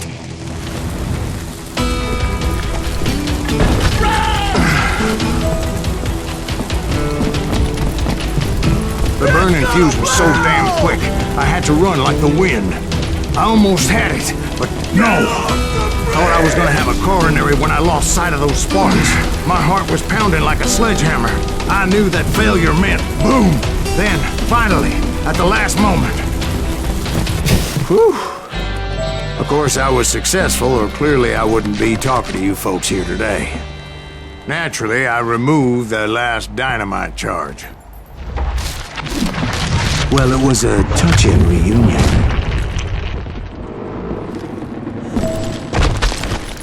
But by this time, I was thoroughly exhausted and dragging my ass as I was not a young man anymore.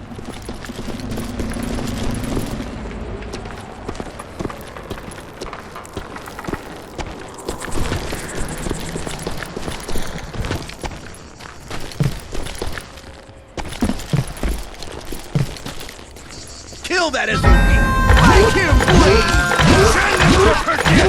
Finally, I found those boys. Or more precisely, they found me. He's crazier than Kid Curry asked me! Nuttier than a damn fruit snake!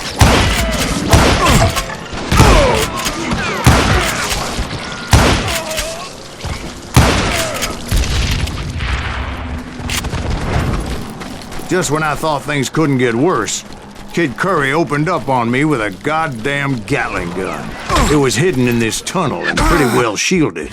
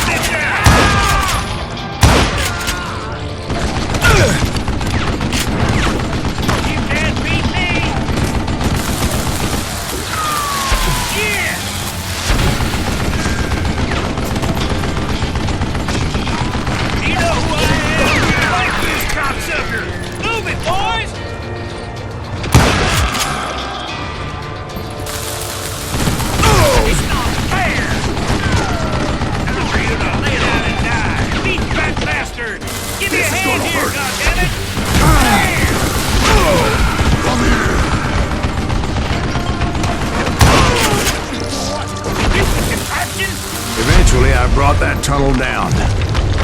And that's when I met Kid Curry himself. He had decided to stop pussyfooting around and deal with me personally.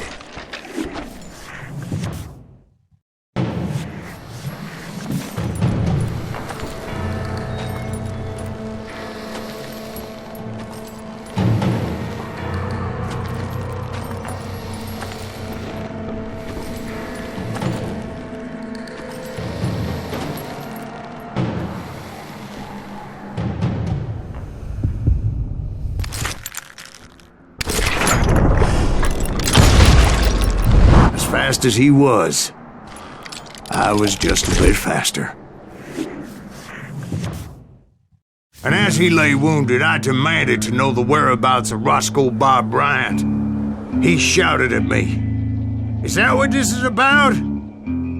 Bob went with Butch and Sundance to South America. You ain't never finding him."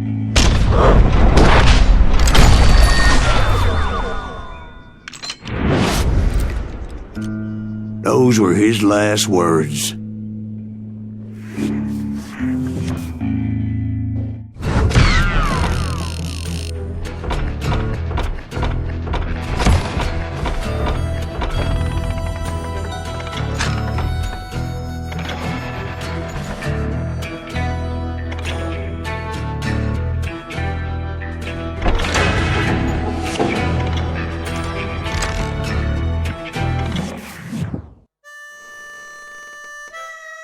So, Bob Bryant got away?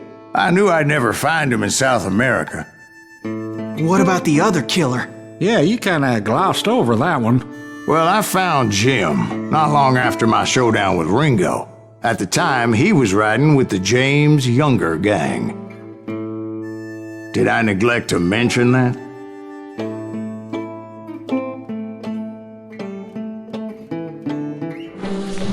Jesse James? The greatest outlaw who ever lived? Jesse and his kin rode with Quantrill when he raided Lawrence, Kansas, and killed near 200 people, boy. Nothing great about that. And from there, him and his brother went on to rob banks and trains from Kansas to Missouri. Which is why there was such a rich bounty on their heads. 40 grand for both of them, dead or alive. That's one hell of a payday.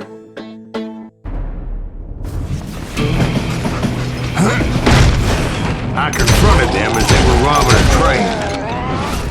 Bullets were flying at me from every which way. But I knew I'd have to fight my way forward if I was gonna find this gem.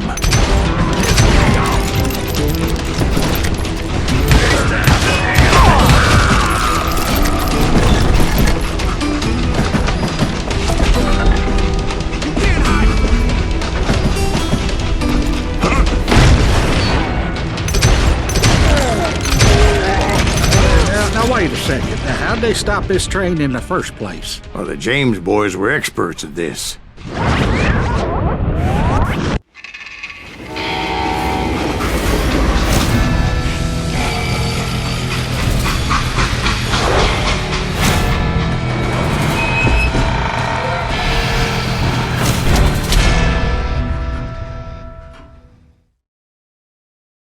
They hopped a freight train having heard there was a big payroll in the express safe. So, I hopped the same train.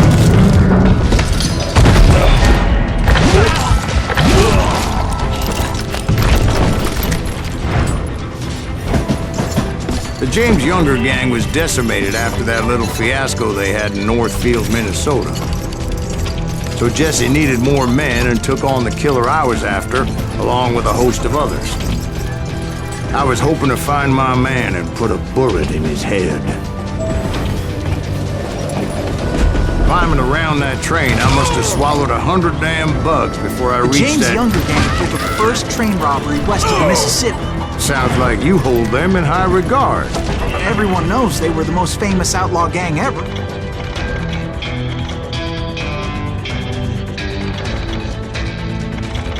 And you took them all on by your lonesome. Again, I'm finding this all a little hard to swallow, friend. Well, maybe you need to wash it down with some whiskey. By the way, did I mention that that train was flying down those tracks like a bat out of hell?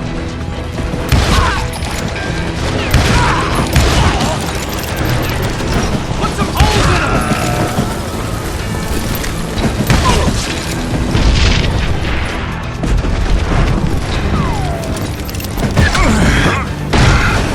Anyway, excuse me, Ben. Where would I find the gentleman's facilities?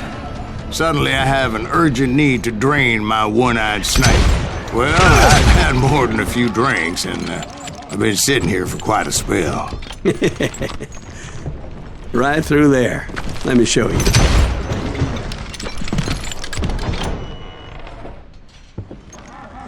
I never heard so much malarkey in my life. You think he's bullshitting us? You don't think he's Silas Greaves? I think he's just some old drunk looking for some free liquor.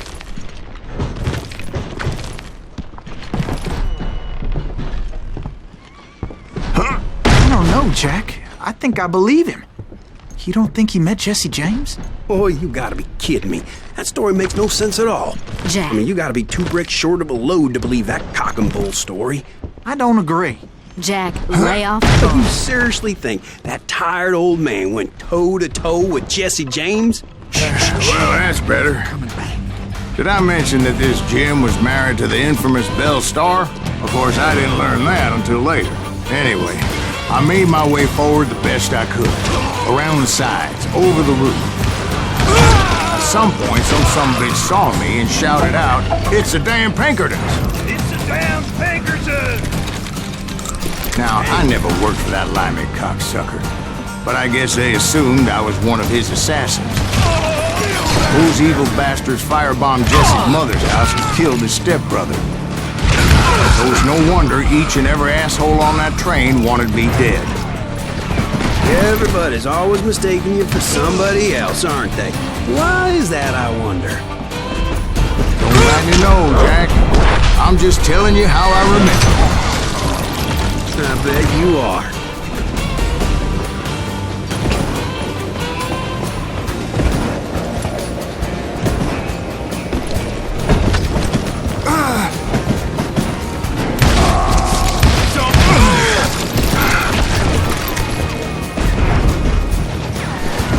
I came across a flat car piled high with logs and had to come up with a creative way to make my way forward. No help to kill the likes of you!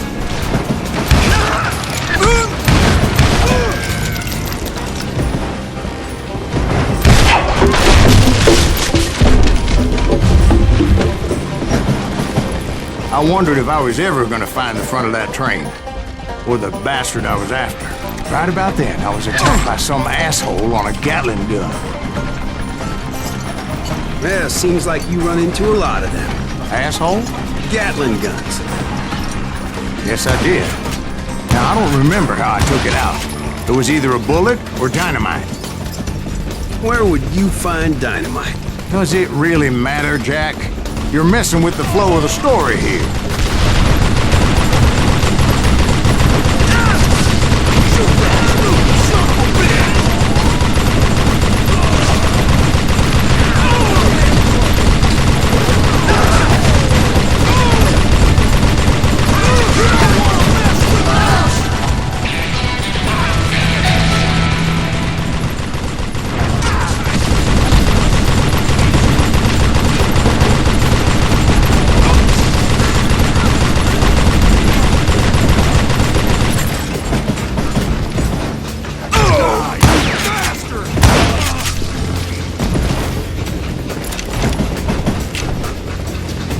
I was looking for Jim and shooting any son of a bitch stupid enough to get in my way.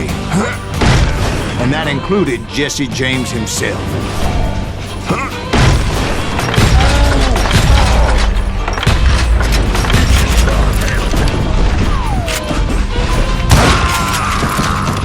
There sure were a lot of men determined to die that day.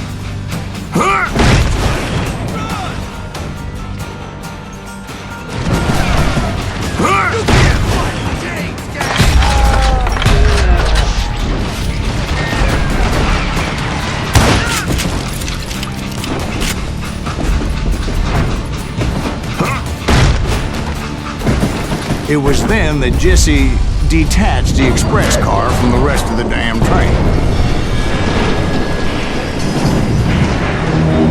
I could see Jesse waiting for me, fixing to kill me so he could get away with all that money. You had a showdown with Jesse James? Of course he didn't. Everybody knows that Jesse was killed by Bob Ford. Yeah, Jesse went out like John Wesley Hardin. Coward shot him in the back of the head. Guess it doesn't matter how far you run, does it, Ben? Your past always catches up with you.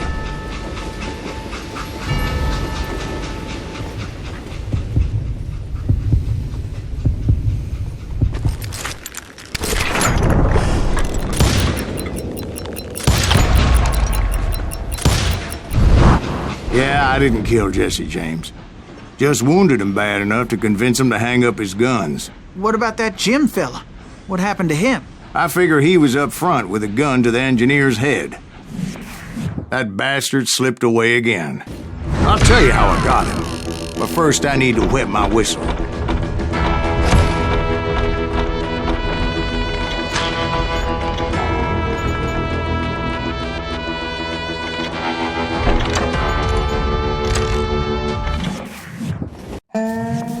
After my showdown with Jesse, I continued to track his brother, Frank, and that son of a bitch, Jim. I followed those bastards into the high mountains as they were going to ground. What mountains would that be? Somewhere in the Ozarks, I believe. The perfect place to hide out from the authorities. In fact, before I could find them, some Indians who fled the res and were hiding out from the military found me first.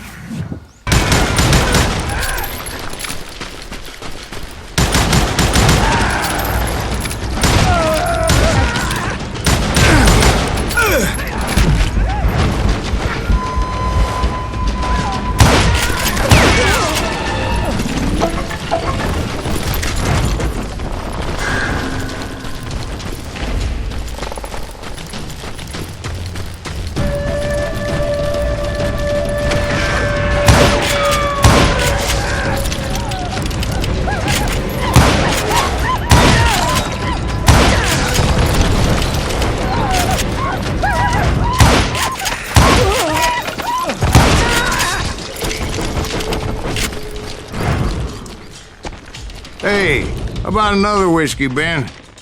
Nothing better to soothe the troubled soul.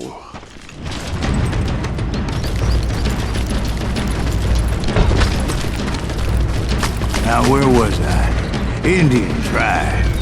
I had more than my share of run-ins with the red man. Like that time... Did I tell you about Grey Wolf? Yes, sir. You did. Ah, of course I did. In fact, I can still remember that old medicine man's words to me. Jesus Christ, we're back to that again? You carry great darkness in your heart. It will claim your soul. You will come to this place again and kill many more men, and the darkness will grow until it consumes everything you are.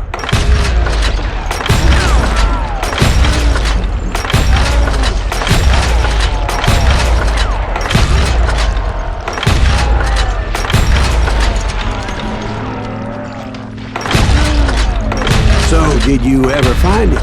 Who? The man you are after. Let me ask you something, Ben. You ever think about death? Mr. Greaves, are you all right? Ooh, death. Oh, death. Won't you spare me over till another year? What is this that I can't see, with ice cold hands taking hold of me? Well, I am death, none can excel. I'll open the door to heaven or hell. Oh, death. Oh, death. Won't you spare me over till another year? So, are you gonna answer the question? What question is that? Jim Reed. Did you ever find him? Reed was indeed that son-bitch's surname. That's right, Ben. A despicable character. I remember him laughing like a hyena that cold morning they lynched me and my brothers. He was intent on avoiding my vengeance, but nothing was gonna stop me. Nothing.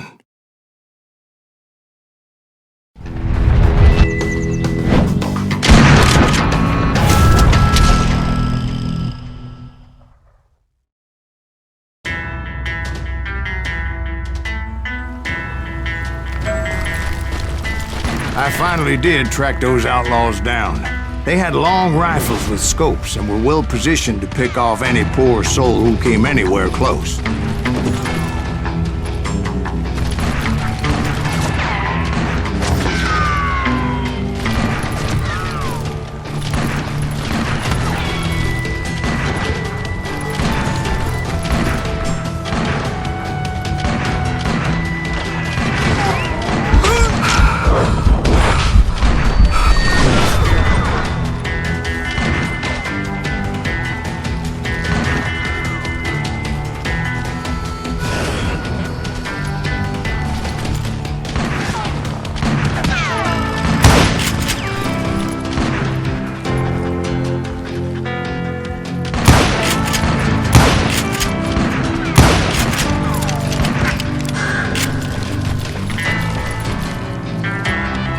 I'm guessing Frank James believed I was responsible for the demise of his brother Jesse.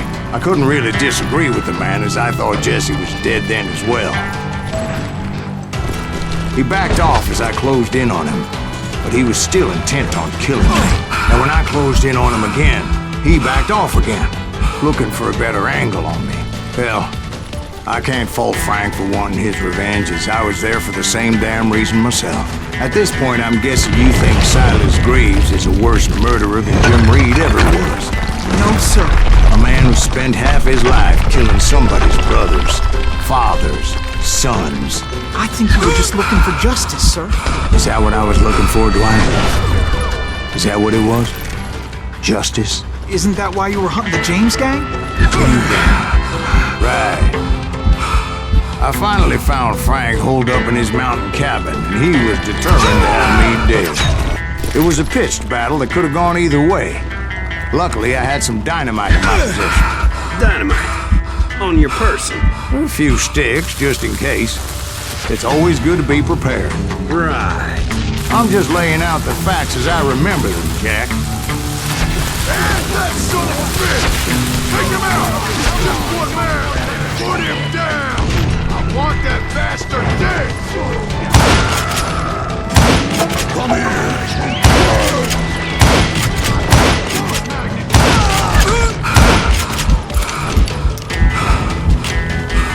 I'm gonna get you in too! Poke your head!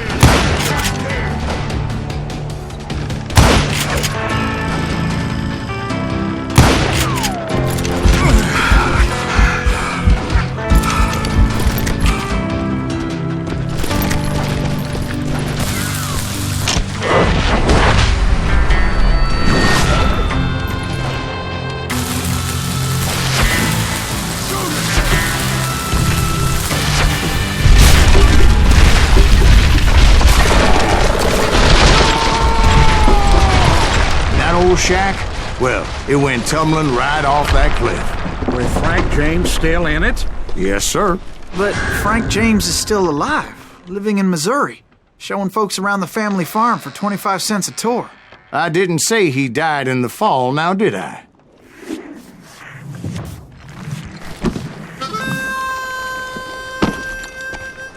I'm done with this damnable outlaw life! Kill me, don't kill me, do what you will! At this point, I just don't give a shit! I explained to Frank that I had nothing against him personally and that I was looking for someone else. You want Reed? Have at him! I never did like that bastard! I am done here! We parted in peace as Frank pointed out the path to my prey before making his way back down the hill.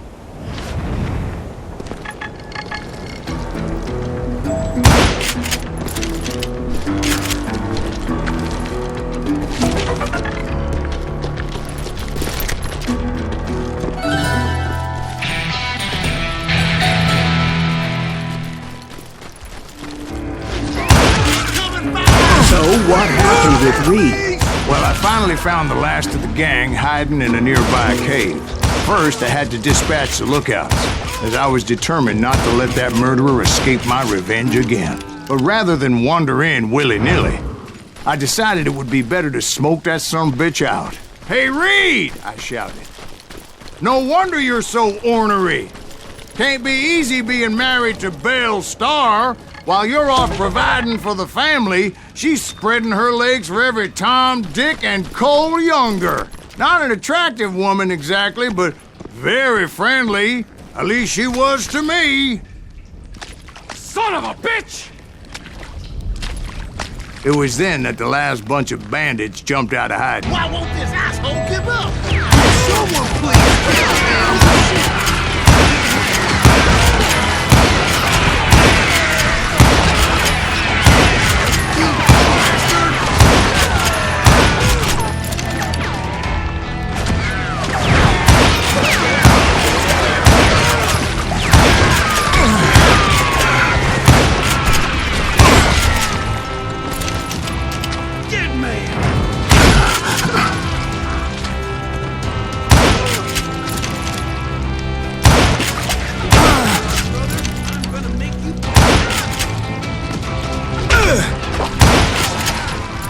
Eventually, it was just me and Reed. I had waited a long time to face him down, so I could repay him for what he did to my brothers.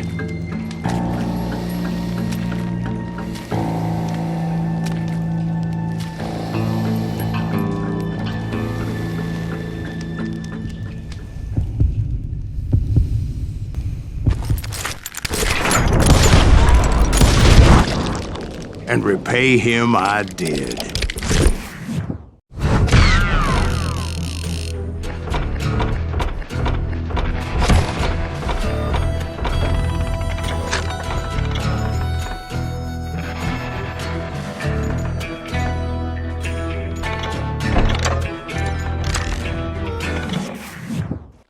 Well, I don't know about you boys, but I'm pretty beat.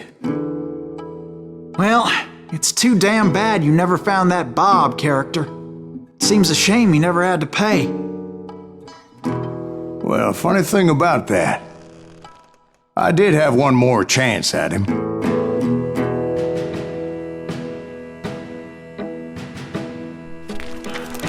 Six months ago, I heard that Butch and Sundance were back in the States and had gathered up some of their old gang. I tracked them down, hoping that Roscoe Bob Bryant had returned with them. So you're saying they didn't die down in Bolivia? That's what I'm saying.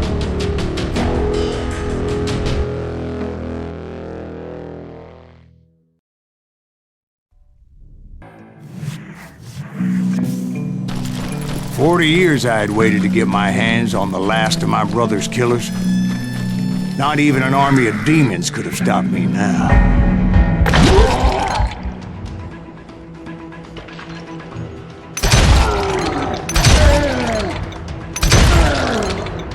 Both Johnny Ringo and Jim Reed fell fairly quickly. But the last one, Roscoe Bob Bryant, that son of a bitch had managed to escape my vengeance time and time again. I couldn't even be certain I'd recognize him after all those years. By now, he had to be close to 70. For all you know, he could have been dead. That thought had indeed crossed my mind, as did others. For instance, did my thirst for vengeance turn me into something worse than the man I was after? By this point in my storied career, I had killed more men than Bob Bryant ever had. I was furious as hell at that bastard for making me who I am. Nothing could stop me from taking his life. I'd been after that killer forever. From the time I rode with Billy the Kid. But that chapter of my story you already know. Chapter of that fairy tale, you mean? Suddenly it was 1910. There I was, an old man roaming a ghost town dead almost 2 decades. The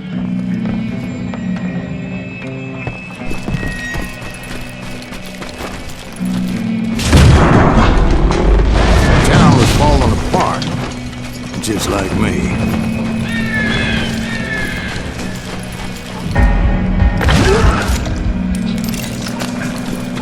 But I wasn't about to call it quits.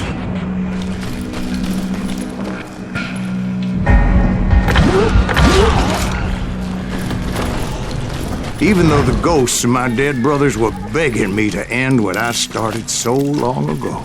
Mr. Graves, are you all right? Would you like some water? The Wild Bunch knew I was there. They were after a treasure they had hidden before they fled, buried in the grave of a dead amigo. I intended to fill that grave with Bob Bryant's corpse. But like I said, the bandits knew I was on to them. They lured me in and hit me with everything they had.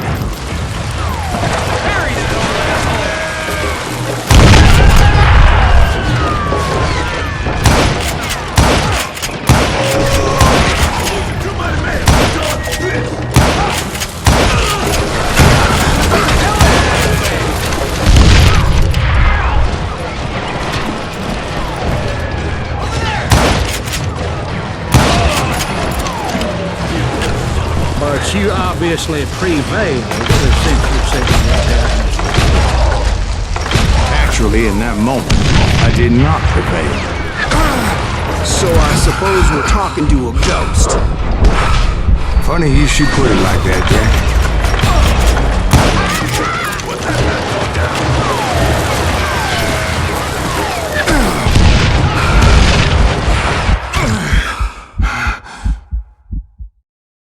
Because when I woke up... From the dead? There was silence all around me. I can swear to God I saw Billy then. Billy who? Billy the Kid. William Bonney. He was shooting at me from a rooftop. Here and there, even over there. So I am right. You are titched in the head. Mr. Greaves, perhaps we should switch you to coffee? You see that old Indian again, too? No, but I did see Billy's killer, Patrick Floyd Garrett. He came at me guns a-blazing. But I knew that old war horse had died 2 years before. I wondered if maybe I was dead too and confronting the ghosts of my past. Perhaps all my sins were coming back to haunt me and drag me down to perdition. I saw Henry Plummer throw dynamite at me. And in the gates of the cemetery, I saw John Wesley Harding, just like I remembered him.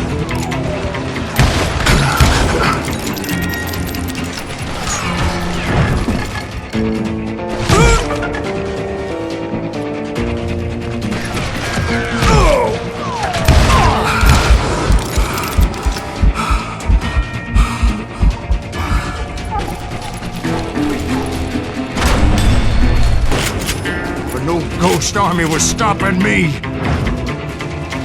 My father-in-law got hit with a fallen branch. He spent the rest of his life talking to dogs.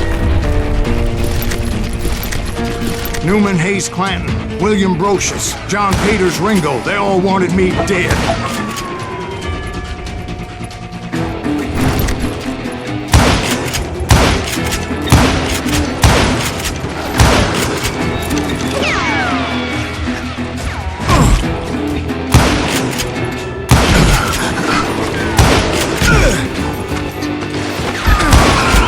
The Dalton brothers, Robert and Grattan, guardians of the Garden of the Dead.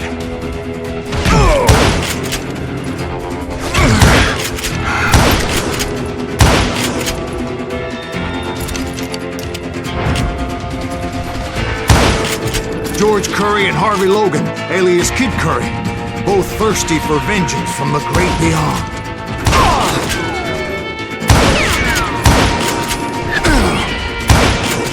Jesse, Woodson, James, and Jim Reed. Each one deader than the next. I thought I would go crazy. Thought?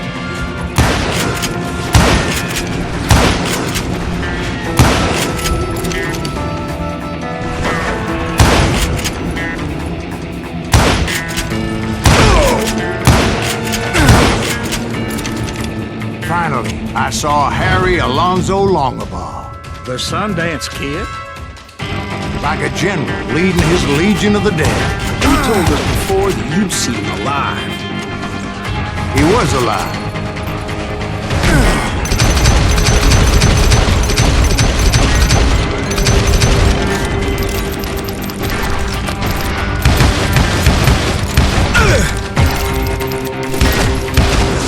Then I heard a voice call to me from afar.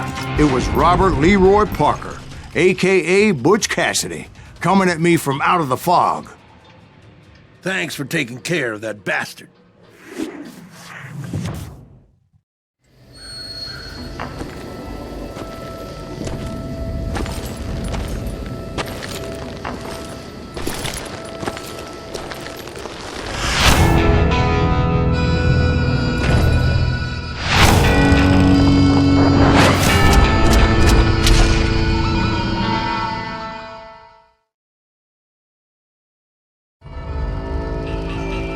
But the kid wasn't quite deceased. Not yet. Takes more than one little bullet to kill the likes of me, partner. Those two looked like they hadn't seen each other for quite a while. Clearly, they were no longer amigos. Shit. I was hoping I wouldn't have to kill you. You won't have to, Butch. I'm killing you first. I asked them about Bob Bryant, but they were too busy with their own heated conversation. Let me get this shit straight. You want my money and the love of my life? You frittered it all away, Butch. Edda's mine. So is that damn money. I didn't want to shoot anybody until I had an answer to my question, but those boys didn't give me much of a choice.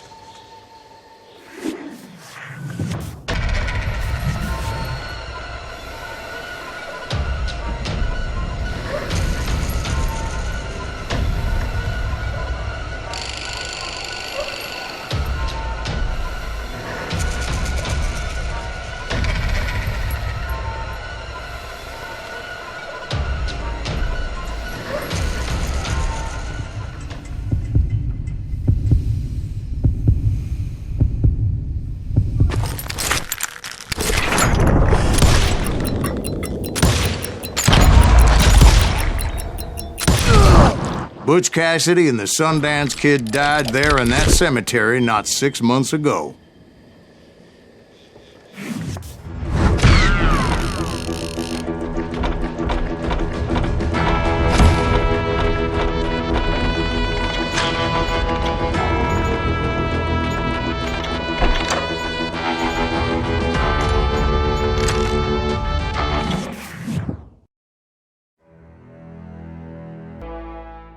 Butch Cassidy and the Sundance Kid were killed by the Bolivian army. Everybody knows that. That's the legend, but it ain't the truth. So, you never found Bob? There is no Bob. This old sumbitch ain't even Silas Greaves. Sir, is that true? Have you been pulling our legs this whole time? Well, not the whole time. Oh man, I think you've worn out your welcome here. Maybe you're right, Jack. Maybe it's time to pay. You see, Ben, or should I say Bob, your past always catches up with you. I was a different man back then, crazy.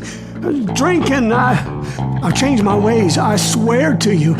If I could turn back the clock, But you can't, Bob.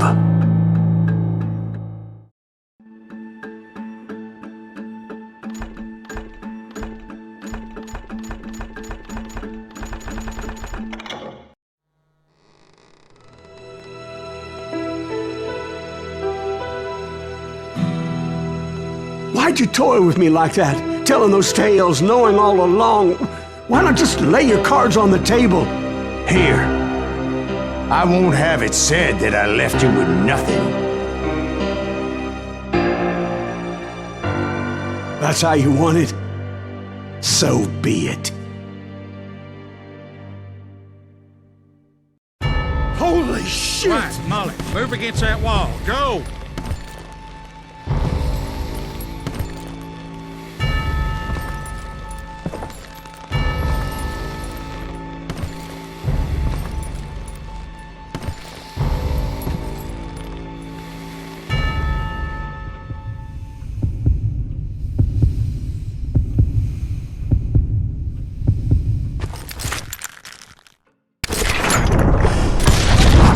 Oh my God! Oh, Jesus!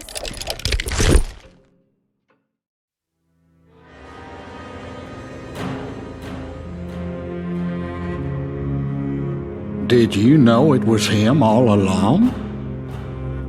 Cassidy told me Bob was in Abilene before he died. But I wasn't sure Ben was my man until he revealed how much he knew about Ringo and Reed. The coin, of course. Well, that was the last nail in that particular coffin. I better go get the sheriff. You okay, boy? You're looking mighty shook up. Dwight, maybe you best go home. Young Eisenhower here is leaving for West Point tomorrow. He shouldn't get caught up in something like this. I think I might head out myself at this juncture. Unless you want to stop me, Jack. No, sir, Mr. Greaves. So where you going now? Now that you had your revenge? Doesn't really matter, does it? As I've sold my soul for it, and will never again walk with those I have lost.